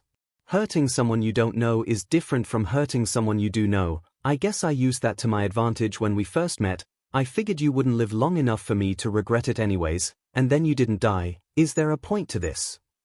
I ask bitterly. This is Slough, the villain who nearly killed me, broke my ribs, and then basically tortured me for a week at the order of my kidnapper. Slough nods. Yeah, I'll just get to the point. I know you now, and I've had a lot of time to think about things. I don't want to be a part of this anymore. It was one thing when the only thing I did as part of the League was run wild with my quirk and do the occasional supportive role in negotiations, but I didn't sign up for what we did in April. Uraraka clenches her fist beside me. You're Slough. When he nods, she continues, you think apologizing is going to erase everything. You hurt my friend. I hear the anger in her voice, but I can't let her accidentally give our plan away. Uraraka. I start. It's fine. Her expression changes to disbelief. What? What are you talking about? Slough might have been the one to go through with that part of the plan, but he didn't want to. It got clearer the longer it went on.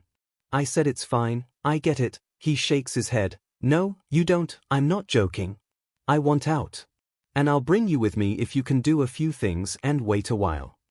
It takes a few seconds for me to register what he said, and a few more for me to really understand what he means. But he can't be serious, right? I search his expression for any sign of deception, but I can't see anything other than neutrality. How long? I try, not breaking eye contact. 6 days. Uraraka's eyes widen. 6, but that I know. Slough starts. It's a lot of me to ask you, but that's when I'm leaving, and it's your only chance to go through with your plan, which I know you have one. And who's to say you aren't just baiting us into staying long enough for All for One to steal our quirks? I ask, cautiously standing. Did you not see what happened back there? Slough asks, expression dropping into shock. My gut churns at this. What did we miss? What happened? Panic wells up inside of me, stopping me from answering. Is Kaken okay? All Might. Is it my classmates? Uraraka doesn't seem to have the same problem as me though. No, why? What happened? The heroes captured All for One captured. Slough nods. 𝐒𝐻𝐽 2 All for One and 𝐒𝐻𝐽, they're both out of the picture. Are you serious? Is this a trick? I ask, knowing full well that either way, he won't tell me if it is a trick. No, Shigaraki didn't say anything. Slough starts. What about the chip? He told me about the chip, but he didn't say anything about All for One or 𝐒𝐻𝐽. I almost get excited before remembering the cameras. Wait, what about the cameras? He reaches into his back pocket and pulls out a phone, clicking a button and turning the screen. It's us, right now. I have the footage. Shigaraki's been passed out since he came in to check on you. All I have to do is erase the last few minutes and replace it with another run of you two from beforehand. I wouldn't even be talking to you if I didn't know how to hide it. Is there a way you can prove that you're not lying? Uraraka asks, to which Slough thinks for a second. What if I got you some alone time with Marie? I know you're probably anxious about the chip, right? Slough offers, if that's not enough, then I guess I could hide your phone for you. I saw it on the camera feed when you first fell in, but don't worry, I made sure to hide it. It has an SOS going out, right? Okay, so he has something to hold over us, but has also been letting it go off, giving the heroes our locations. Speaking of, where are we really? In the Camino ward. How come? Slough asks, realizing only a second after asking, oh, because of the paper gates. Uraraka perks up with a questioning tone. Paper gates? The paper gates must be what the glyphs are actually called, the slips of paper with the symbols that go on the door frame. Yeah, Slough answers. Shigaraki really doesn't tell you anything. Well, no. Did it really look like he planned on telling me anything? 'Cause I'm pretty sure his plan for me consisted of infiltrate heroes and lock in room forever. Oh, and also electrocute, because that happened. I don't mean for it to come off as annoyed, but it does, and I don't feel like correcting it. Thinking about what we can do to get out. The door is still cracked open, and I can see the spot in Slough's pocket where the key is poking the fabric. Slough's eyes catch mine. Electrocute. He used the chip. On you. Of all people. He looks back at my neck. Oh my god, he did. I wait for a second, sensing that there's something I'm missing. Yeah? Why do you seem so surprised? Well, for one, you're conscious dash he starts, taking a second, and two, because he was going to get it removed during our next meeting dash removed. But I could have waited, and this thing wouldn't even be a problem to worry about.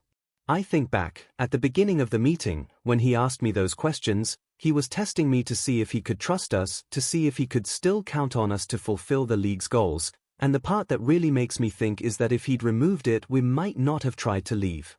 Uraraka wouldn't be stuck here, my classmates wouldn't have had to known about what happened. Do they know what really happened today?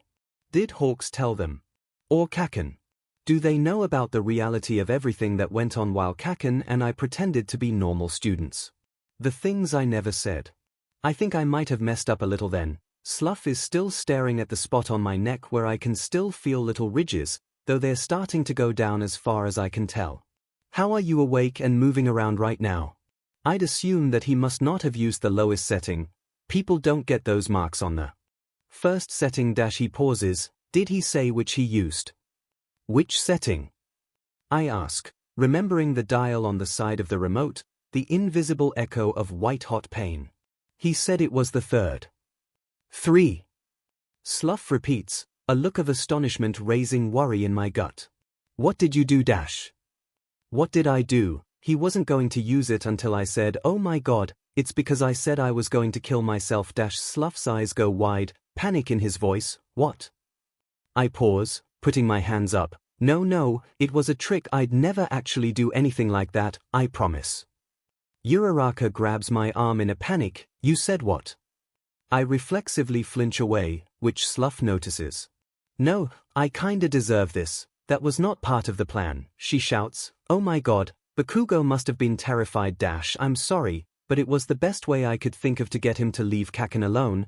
I wouldn't have changed the plan if Shigaraki hadn't said what he did about killing Kaken dash. I argue, trying to clear this all up. It might not have been the best idea now that I think about it, but it kept Kaken alive, and shocked Shigaraki enough for All Might to strike.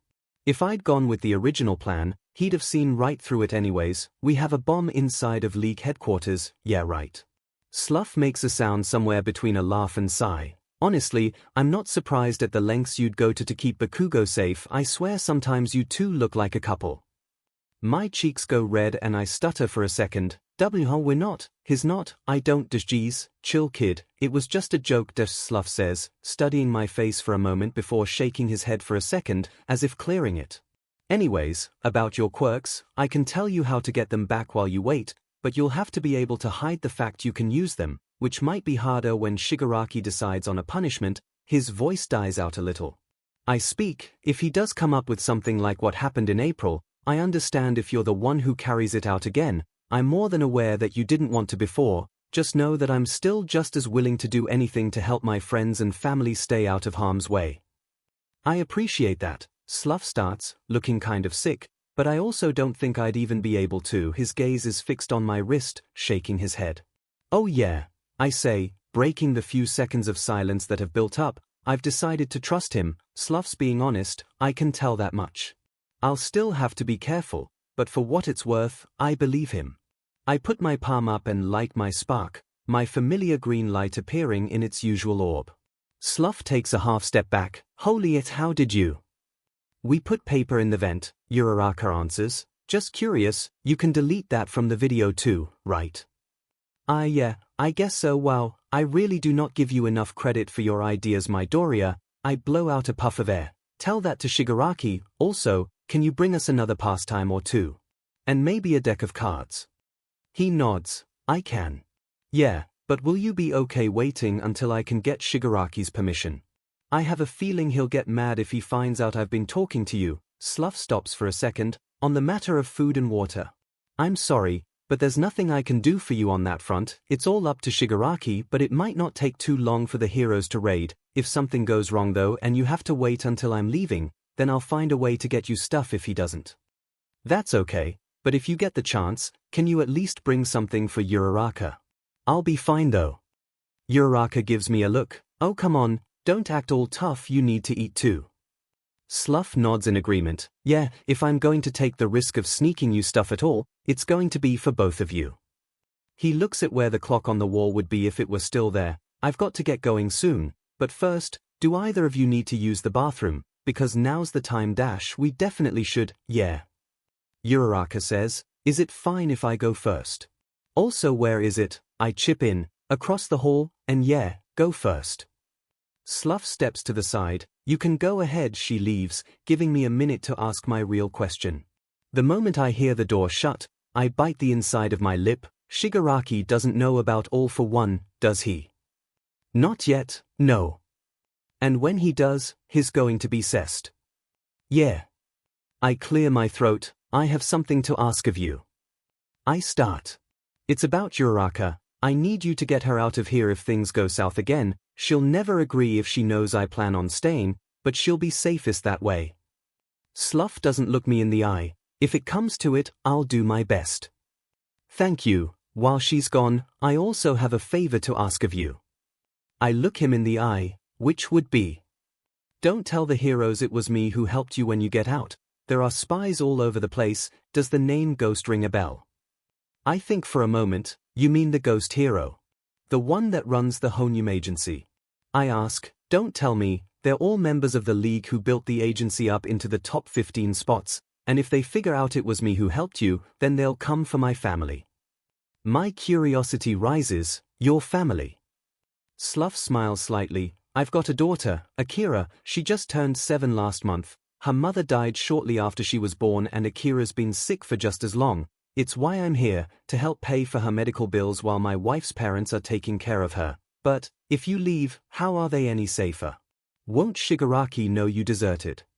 I ask, suddenly more concerned for his plan to work. He sighs, not if I do it right. I've got a friend in the hero department. There's a facility that works with explosives nearby. The plan is that when the timing is right, when there are enough witnesses to validate my death, but not enough to notice me leaving, I hop on the soonest plane to the mainland. It's a solid plan, but there are definitely a few holes. But what about your daughter? Life. Insurance will cover her bills for at least the next 5 years, and after that, the friend I mentioned will step in and help under the guise of a new program he's setting up to help take care of children whose parents are captured, dead, or on the run villains. As far as the locals are aware, I abandoned her anyways, so it all kind of works out. I won't tell them who helped me. It was just some random hooded guy, never seen him before in my life. Slough's smile grows. Thanks, kid. The door across the hall opens again. What you talking about now? Uraraka asks, stepping back into the room and pulling the desk chair out, taking a seat. When we leave, we can't tell them it was Slough who helped us. It's part of the deal of us getting his help. I answer, pointing to the door. I'll be back, just give me a minute, I tell them, taking my turn in the bathroom, washing my hands and making it back quickly. With luck, it won't be too long before Shigaraki wakes up and gets whatever anger he's built up out of his system. Slough apologizes again and leaves. The sliding of what I confirmed was a wooden board falling into place on 2 metal holders across the width of the door and around the notches in the wood, an additional lock flipping over the board, locking it in place. Before I came back in the room, I took a moment to study the lock itself, which was just a standard padlock. With enough practice, it'll be easy to melt right through. Shigaraki, where is he?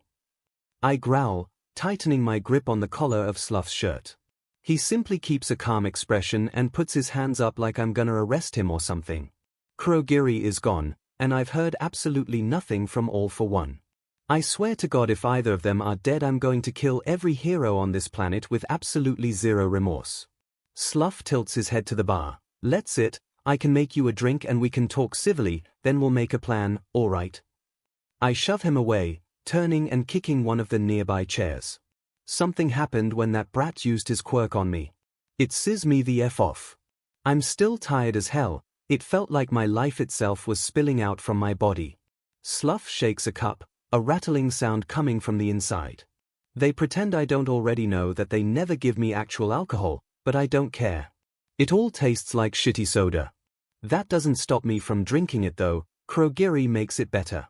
So where the hell is that dumbass of a subordinate? I ask, swiping my drink from Slough as he hands it over the bar. Kurogiri hasn't shown his face once since I woke up. He takes a long breath and looks away slightly when he tells me, as if he's already dodging a yell.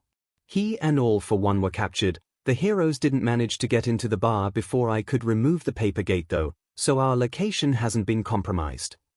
I set my drink down slowly. They captured him.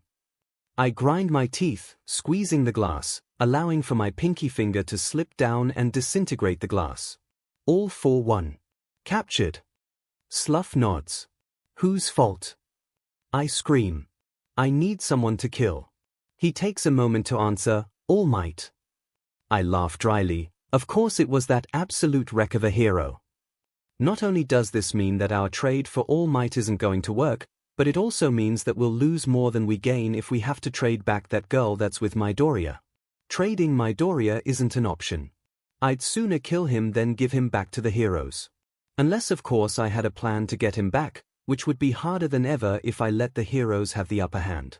I reach into my pocket and pull out the remote activator to the chip in Midoriya's neck.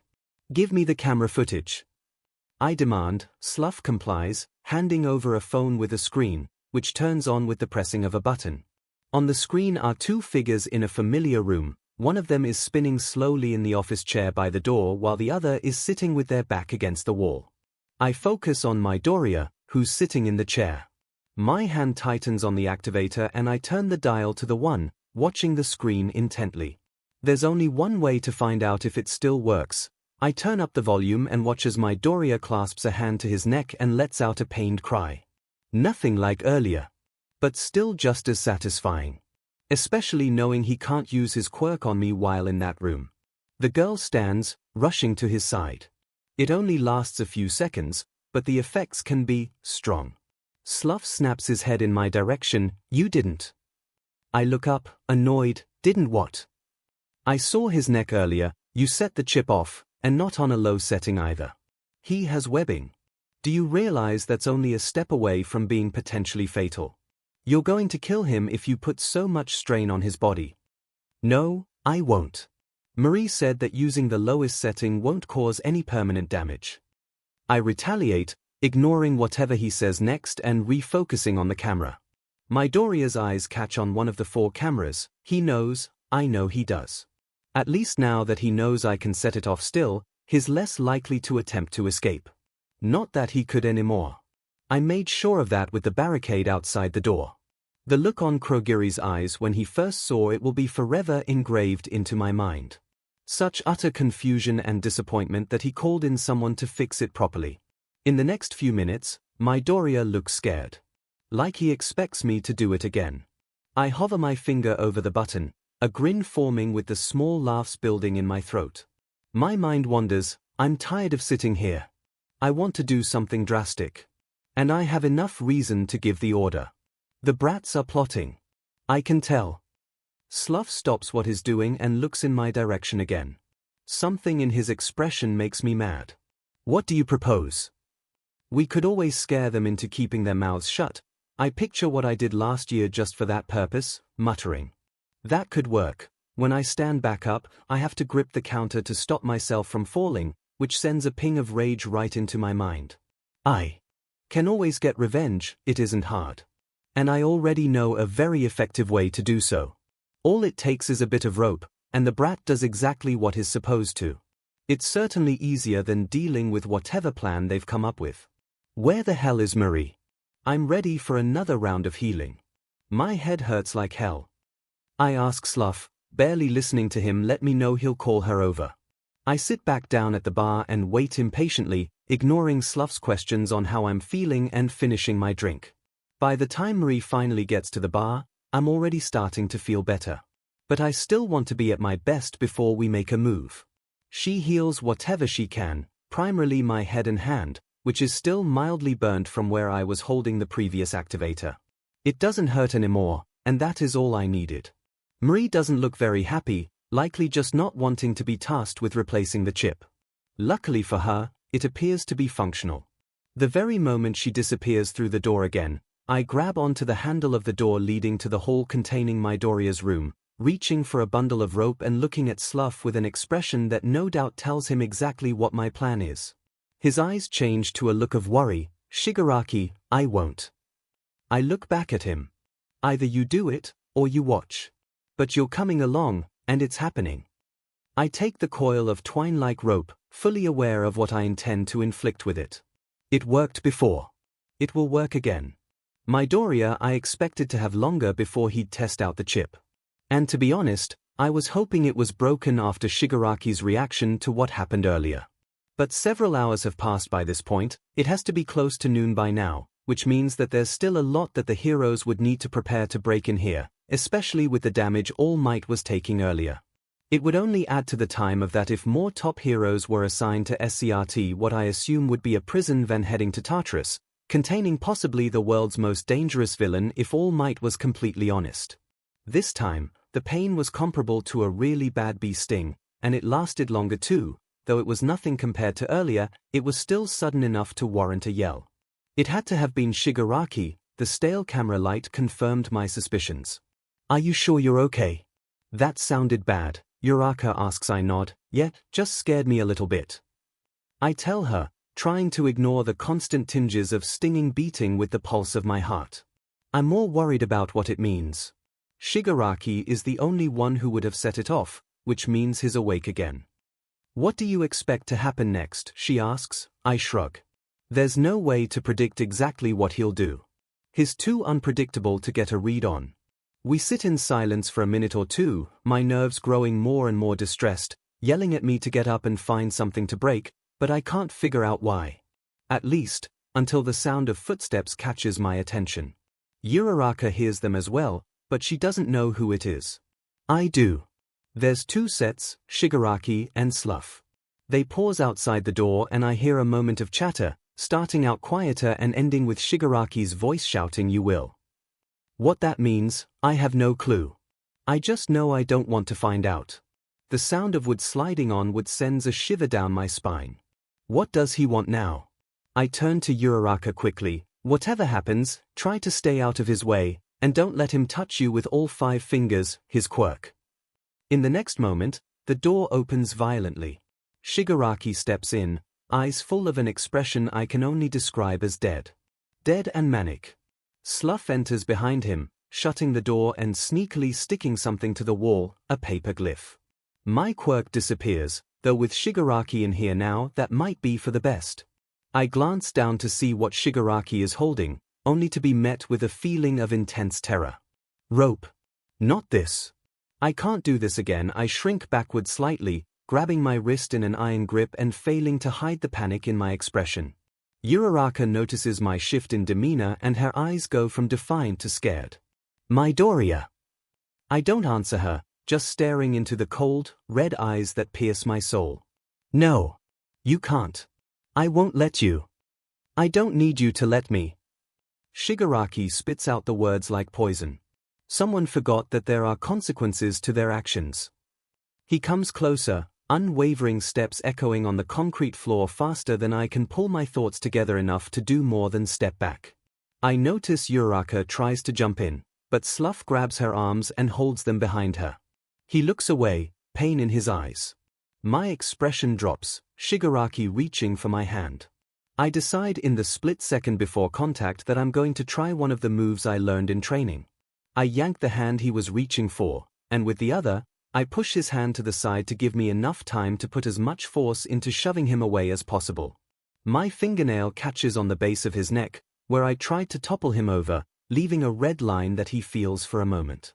He stares at his fingers, which come away with a slight red film from the scratch, but only for a moment. A fist swings towards my head faster than I can react. I hear Uraraka scream as a blunt, stinging, blinding pain reverbs through my skull. I back up, losing my balance and starting to fall backwards.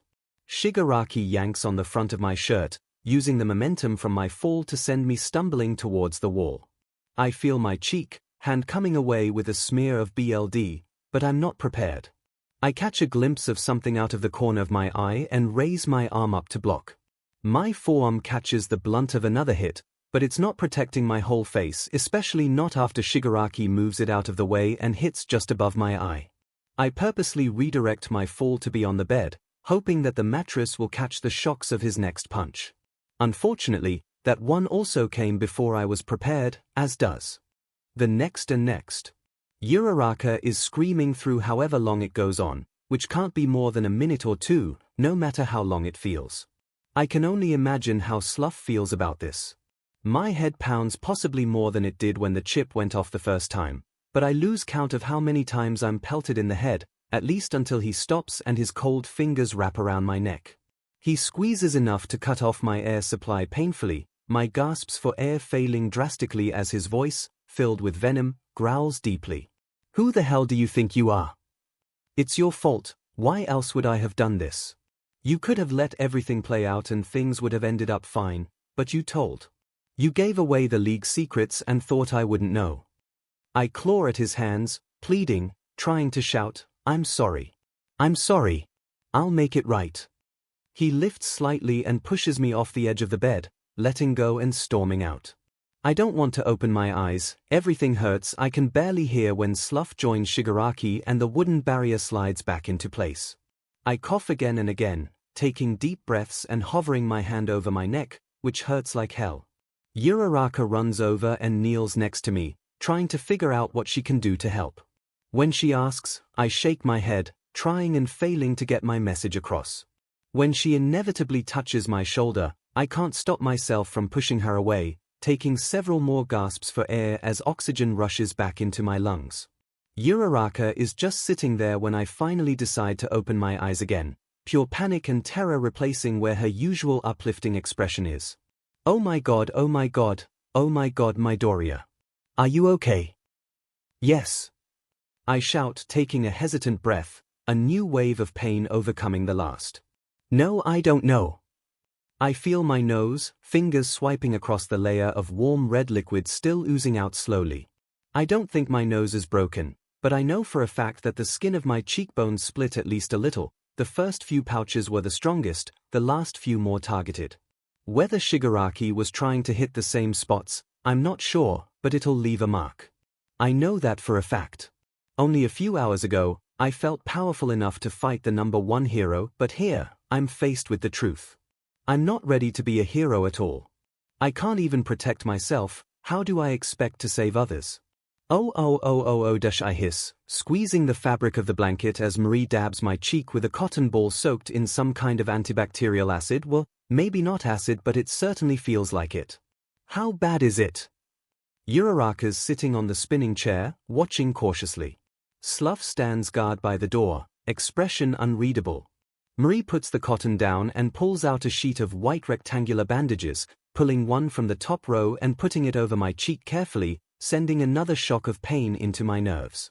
Nothing is fractured thankfully, but you're going to have a lot of bruising on this side, she pauses, and that's how I can tell Shigaraki's left-handed, but your neck also looks like it's beginning to bruise, I assume he did something to it. I nod, clenching my jaw as she moves on to my upper lip, which had also split. About the chip, I start, is there any way you can remove it? Marie shakes her head, I don't have the release code, only Shigaraki does. Without that, it's set to self-destruct if tampered with physically. She adds another one of the bandages to just above my lip, if I remember right, they're just supposed to keep cuts closed so they heal faster. Would you mind if I took a look at your throat? Last time I saw you, it was beyond any hope of repair. I guess, I tell her. She puts her hand up, when I flinch, she slows down, then I remember about her quirk. A little needle sticks out from her finger and she pokes it into my arm, eyes changing to a slightly foggy film. It really is healed. I can hardly tell it was ever injured before other than the new bruising, that is. She sounds mesmerized, like she'd never expected to actually see healing.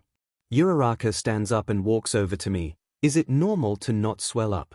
Don't things like this normally swell?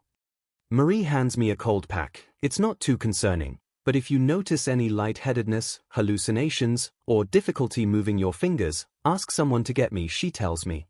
Marie turns to Slough. You need to make sure he cleans his cuts at least twice a day so they don't get infected, and that both of them have water. Remember what happened last year? I look away. I remember just fine. Wait, Uraraka calls as Marie grabs her bag to leave. Isn't there something either of you can do? Slough shakes his head. What he did today is a mercy compared to the usual fate of traitors. If he didn't want Midoriya to end up recovering, there's no telling what he might have done. But what if we all escaped? Uraraka pleads. I shake my head. Shigaraki has leverage on everyone here. If it means he won't target my mom, I'll stay here as long as it takes. And I mean it. I'd take a beating like this 100 times if it kept Shigaraki away from her. From anyone I'm close to, anyone really. As long as it's not someone else being hurt, I'll be okay. The cold pack feels nice on my face, cool air collecting around the skin of my injuries. Marie said she'd come back tomorrow to really heal me, but she used up all of her energy helping Shigaraki earlier. I don't mind, it isn't her fault. I need to go, but you two should really try to keep quiet. Shigaraki seems to have a particularly short temper at the moment. Sluff says only a few seconds after Marie leaves. I can get you water and cards or something, but you need to try to comply for the time being. So I take it that means we're still going to be here for a while. I say after a glance to the cameras, lights blinking. Yes, I'm sorry that you don't have a clock or anything in here. Shigaraki had me take it out to put in the bar a while ago. I'll have someone bring a cot in for Uraraka tonight, though. That's one thing I can do. Right. I mumble, leaning back on the bed and groaning. Uraraka stands, head appearing in my vision. You all right? I nod, regretting moving my head immediately. I'm fine. Sluff sighs. Good luck you two, hold on tight. I'll set a loop. You probably have a half hour or so until Shigaraki wakes up again. I have the camera set up so the lights will only stop blinking when Shigaraki is looking at them from his phone. But just so you know, whatever you did really took a number on him, Midoriya, and he was absolutely fuming. Whatever you do, don't do that again. Thanks, I say, hearing him leave the room and the lock shut. Uraraka sits next to me. Now's a good time to check my phone, while Sluff's setting the loop.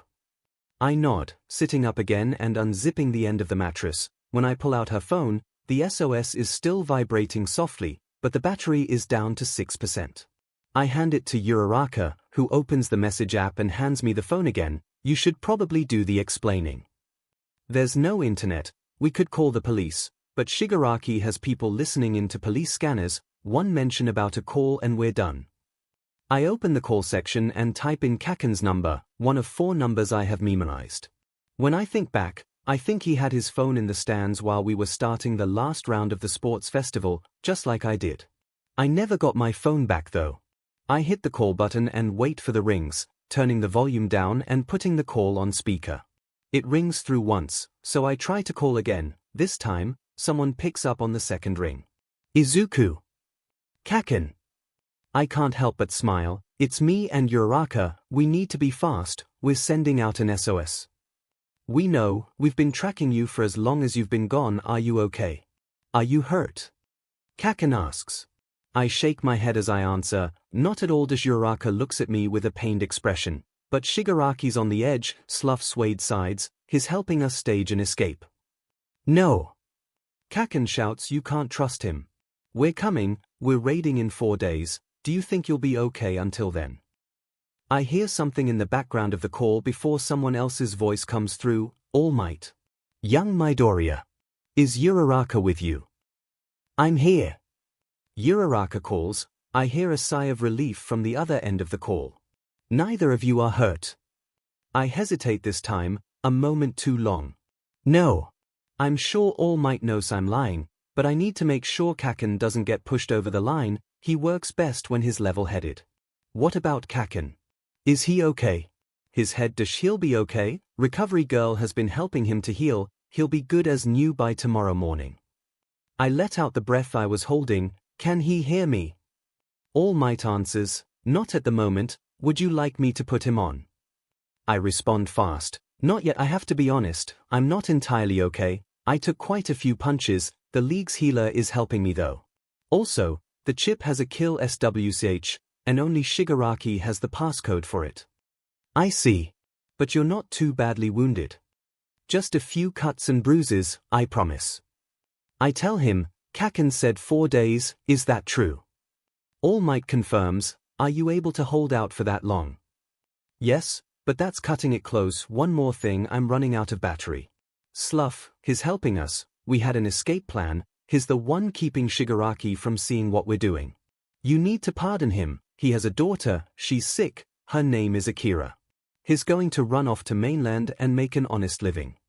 I can make no promises, but I'll do my best.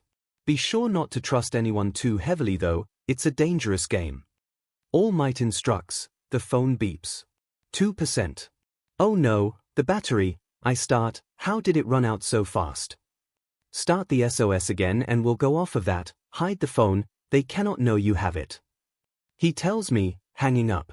I squeeze the power and volume buttons until the screens come up again. I then slide the SOS button and make sure it's vibrating again. Uraraka takes it and slides it deep into the mattress. I'm about to suggest we play a game to pass time, but the hair on the back of my neck stands up and I get a shiver down my spine. One look at Uraraka tells me something that the stale light of the cameras she's watching make clear. We're screwed. Shigaraki, I knew it. I knew they were hiding something. I didn't expect that something to be a phone, but it makes no difference, they're all just liars. I didn't see the whole thing, but I saw enough to know that they've sent out an SOS. If they've been keeping the phone a secret for long enough to evade both me and Slough, then chances are that if we stop the SOS now, whoever's on the other end won't be able to get a location.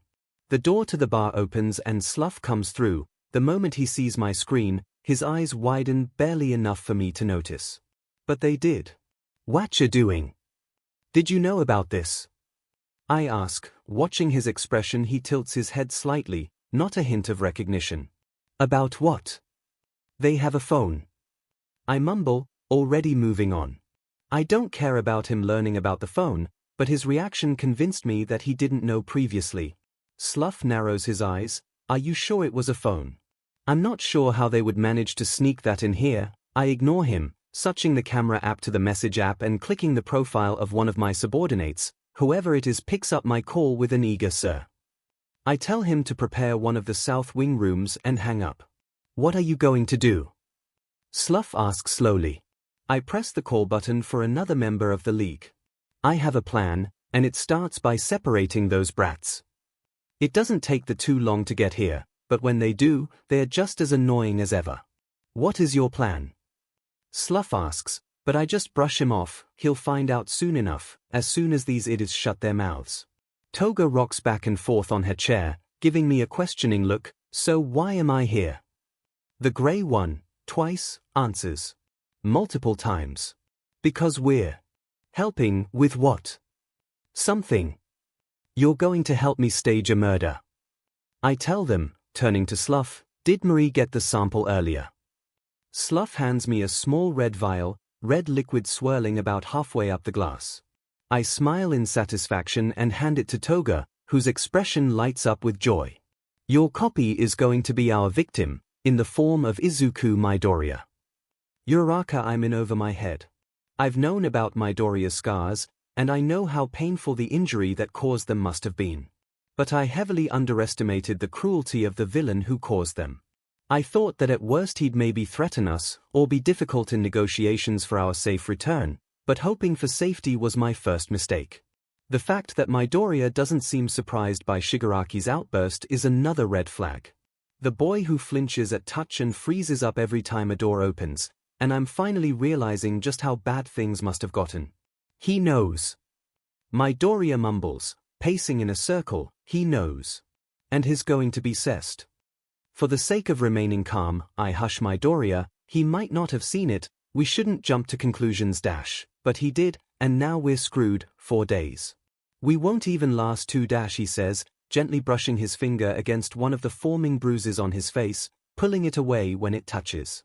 I don't even know how long we've already been here. Did you look at the time when we made the call?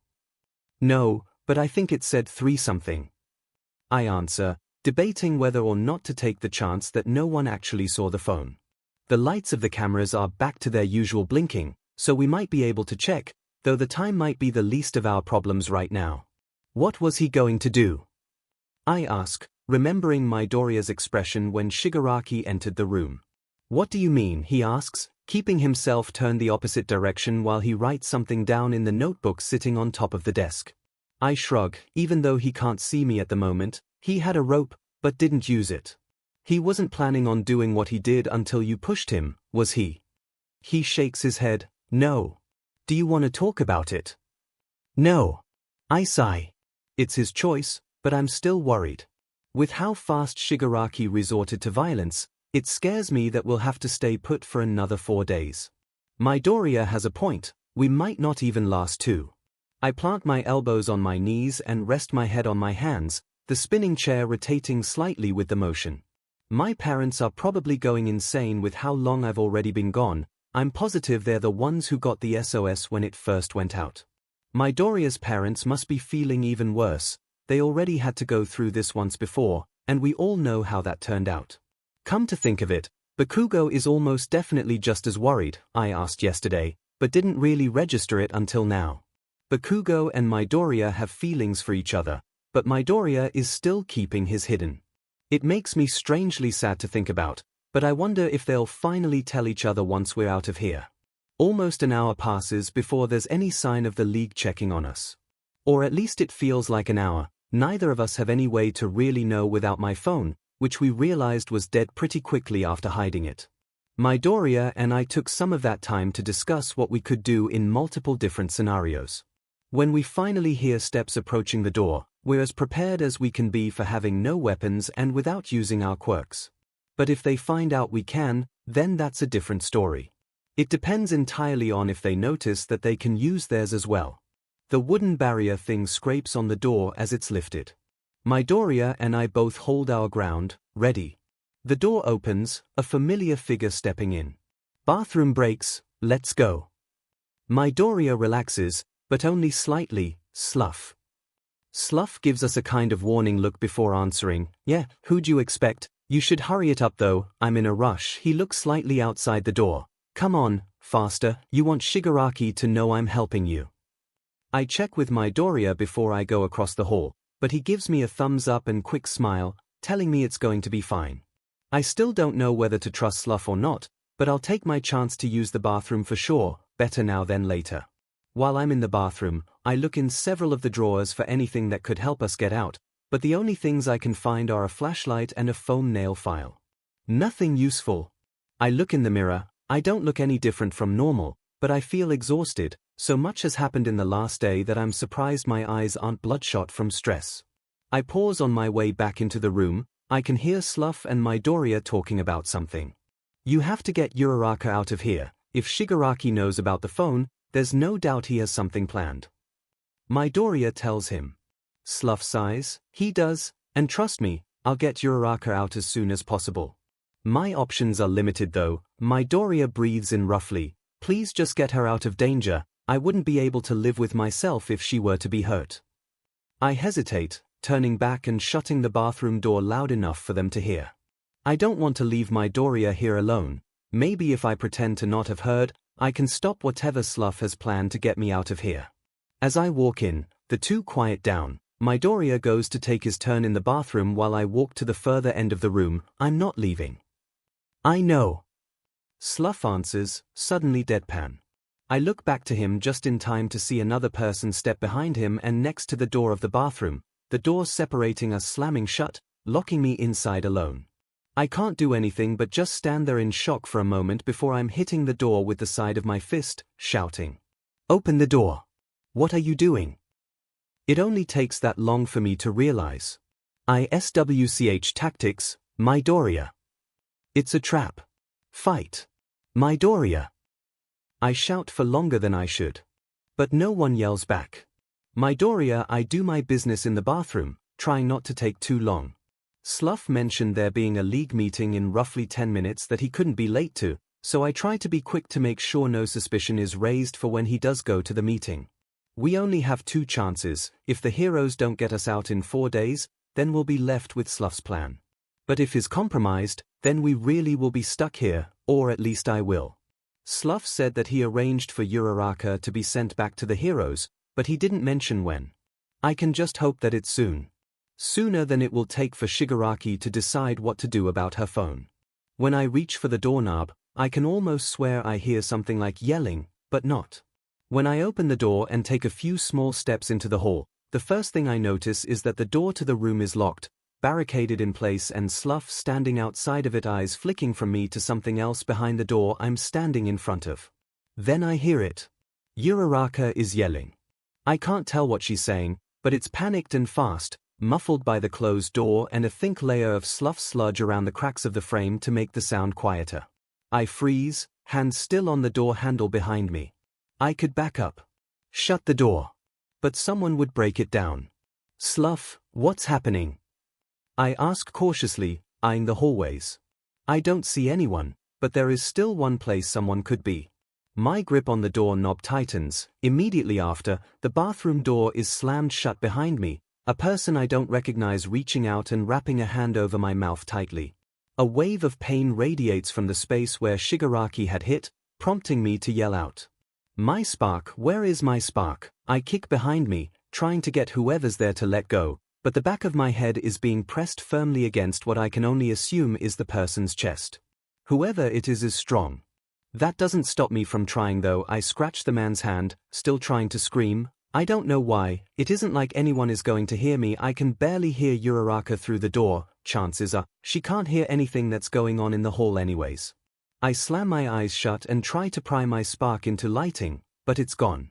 I can't use my quirk, my spark is missing. Still, I yell. The guy just mumbles something, annoyed, and starts walking. I dig my heels onto the floor, halting our forward movement. Of course that doesn't do much when he just turns and starts walking backwards. Let go! I scream out, angrily jabbing the back of my foot into the man's shin repeatedly. Slough, following a few yards behind us looking regretful. Stop that, we're trading Uraraka, she's going back to the heroes, but you can't be in the same place for it to work. If you want her to make it out safely, you have to come with us. I glare at him. If Uraraka and I aren't together, I have no idea if Slough is being honest. If he'd explained that this was the plan beforehand, I'd have had a better time believing him, but this isn't right. It feels too fast, too organized. I shout again, prove it. He doesn't. We walk for another few minutes, deeper and deeper into the building until we get to another hallway, one different from before. It's brighter and shorter, several doors lining the wall. A feeling of dread rises the closer we get to one of the doors, and I go back to digging my nails into the man's arm. I still have time. I have to have time. When we get to the door and Slough tries to open it, I use my legs to push off the wall, shocking the man holding me into releasing me, just for a second. I take off running from where I was, only for something to latch onto the back of my shirt and yank it backwards. The air is knocked out of my lungs by the force of it. Then next thing I know, I'm pushed into the room and the door slams shut behind me.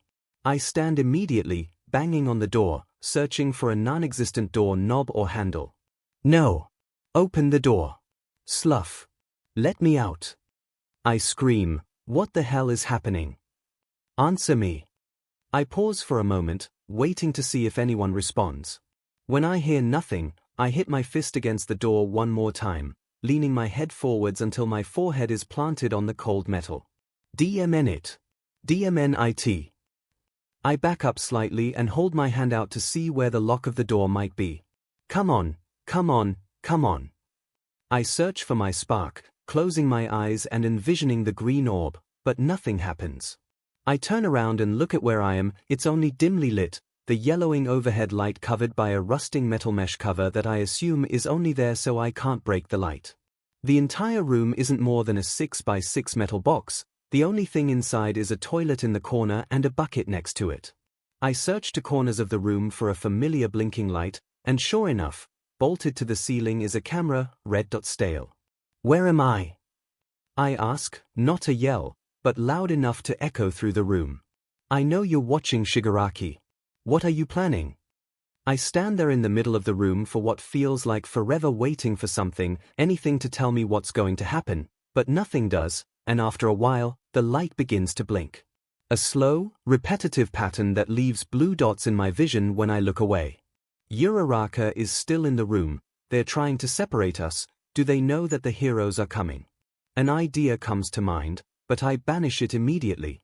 Out of all the solutions the League could come up with, it's not only the worst, but the one that would work. Separate us, trade Uraraka under the pretense that I'm dead, just like Shigaraki suggested. But that wouldn't work unless they actually managed to convince Uraraka I'm dead, and there's no way they would actually harm me enough to be convincing. So what's their end goal? I look back to the door, reaching out and using my fingertips to try to pry it open, but no matter how hard I pull, it won't budge. If it's a normal lock, I should be able to slide something thin through to unlock it. But there's no metal between the door and the frame that might be the lock. This room isn't set up to be temporary, at least, it certainly doesn't feel like a temporary holding cell. That's what it looks like it would be used for on a normal occasion, but the effort it took to get me here alone tells me enough about my chances of being reunited with Uraraka anytime soon. I back up, leaning my back against the wall and sighing. The door opens outwards, so if I ram into it hard enough.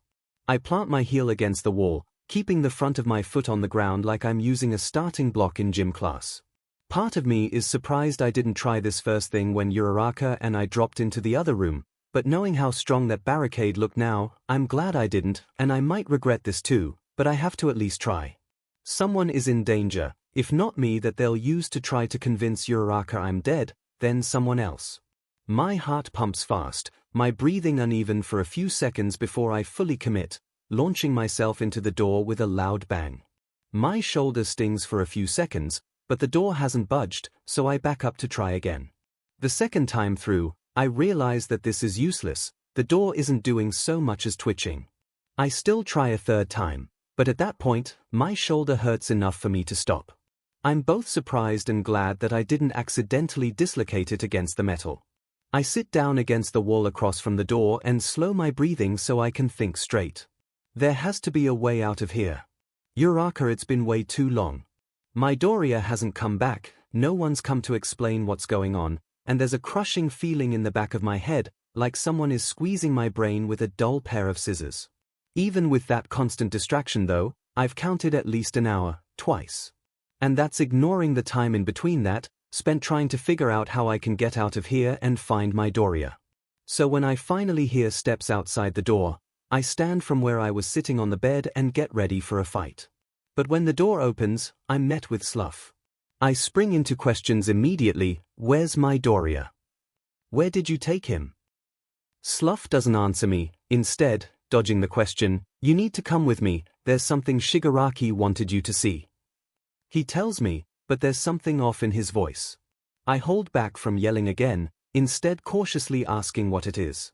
He gestures for me to follow him, but when I come out of the room, I can see that I'm surrounded.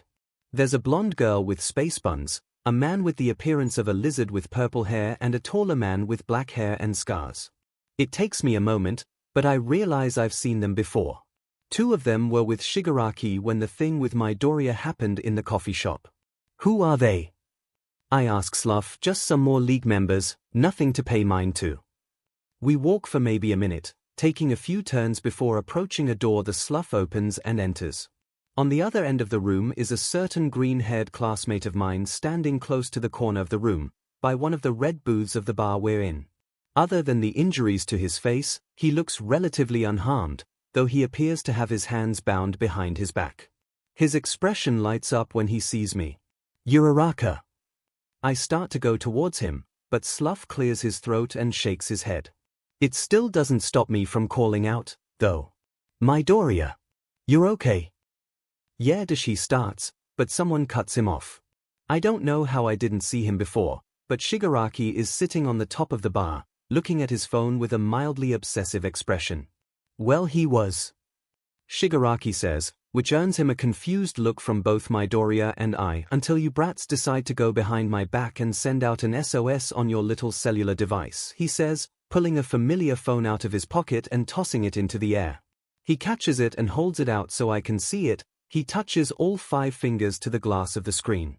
My phone starts to literally turn into confetti in front of me. Midoriya mentioned something about his quirk to me before, about him being able to make things disintegrate. Is this it? What do you mean he was? I ask, muscles going tense when he stands up and walks over to Midoriya, gripping his hair in a 4-fingered fist. He shrugs. I mean, you could probably answer that question yourself in a few minutes here. He raises his other hand, hovering it above Midoriya's shoulder. Midoriya glances to his shoulder in shock. What? You're bluffing, you wouldn't do something like that. You were way too eager to get me back here alive. Shigaraki glares at Midoriya, even though he can't see behind him. I'm sure he feels the death stare being pointed in his direction. And why would you think that? You're smart, aren't you? Why would someone like me want you to be brought here alive? Even I can see where he's going with this, and I won't let it happen. I don't waste any time to touch the tables around me, activating my quirk and hopefully making enough of a distraction to get Shigaraki away from Midoriya. Shigaraki's expression goes dark as he locks eyes with me. No! I shout, diving as I watch him suddenly grasp Midoriya's shoulder. Only a moment later, Midoriya's face goes pale and starting from where Shigaraki's hand is, brown flakes fall. It happens near instantly, before I can even register it's happened. But as I dive, my hand phases through a cloud of brown dust. Something comes over me, a pain so sudden that my only response is to scream out loud. My voice echoes through the room, a long, guttural sound. He's dead. Midoriya is gone. I scoop up the ashes of his remains in my hand, repeating the word no until it loses all its meaning. Tears roll down the sides of my cheeks, falling onto the fabric of my breathes as I lean over, trying to grasp the crumbling dust from the floorboards. It's a trick. It's a trick. It has to be a trick. Please let this be a trick. Someone touches my arm from behind me, but I turn and hit their hand away. The blonde girl looks at her hand in confusion before staring into my eyes and touching my soul. She's regretful. I stare into her eyes, trying to find some sort of inkling hinting to a trick. But the only thing I see in that moment is red. You really love him, don't you? Then, her voice gets cheery, that makes 3 of us. I glare at her for a few seconds, unblinking. My tears are still forming and falling as I growl deep in my throat. Get the hell away from him. She barely has a moment to react before I yell, rage overcoming me at the fact she can be so stupid. Get away. I let go of the dust and turn to face the rest of the people in the room, slamming my fists onto the floor and letting out another yell, no words, just sound. My heart pounds so hard I feel it pulsing in my chest. Is dead. He was so sure that Shigaraki would never kill him and now he's dead. You killed him. I scream, a wave of nausea coming over me a moment before everything in the room that wasn't already begins drifting into the air, the villain's expressions turning to panic within only milliseconds, reaching out and grabbing onto anything they can to keep steady. The blonde girl looks at me, rising quietly. Expression back to being near blank, eyes searching mine. I watch her as well. She holds out her hands like she's asking for a hug and I let out a pained sob, grief catching up to me. Everyone and everything clatters to the ground again, the villains standing up and aiming their individual quirks at me, all but the blonde girl and Slough, who looks at me with an unreadable expression from behind the rest of the villains. A man wearing a grey mask pops his head out from around the corner and looks around. You guys done yet? Several of the villains look at him and he simply retreats back behind the bar. I'm way outnumbered. If I try to fight them all here and now, I'm going to end up hurt. But then again, who cares? A picture of my family flashes in my head, making me falter. They care. I can't sacrifice myself here. They need me no matter how angry I am right now. I can't make any mistakes, not like that. I squeeze my eyes shut and lean forwards, holding my hair in my hands and resting my elbows on my knees. Then, I just cry.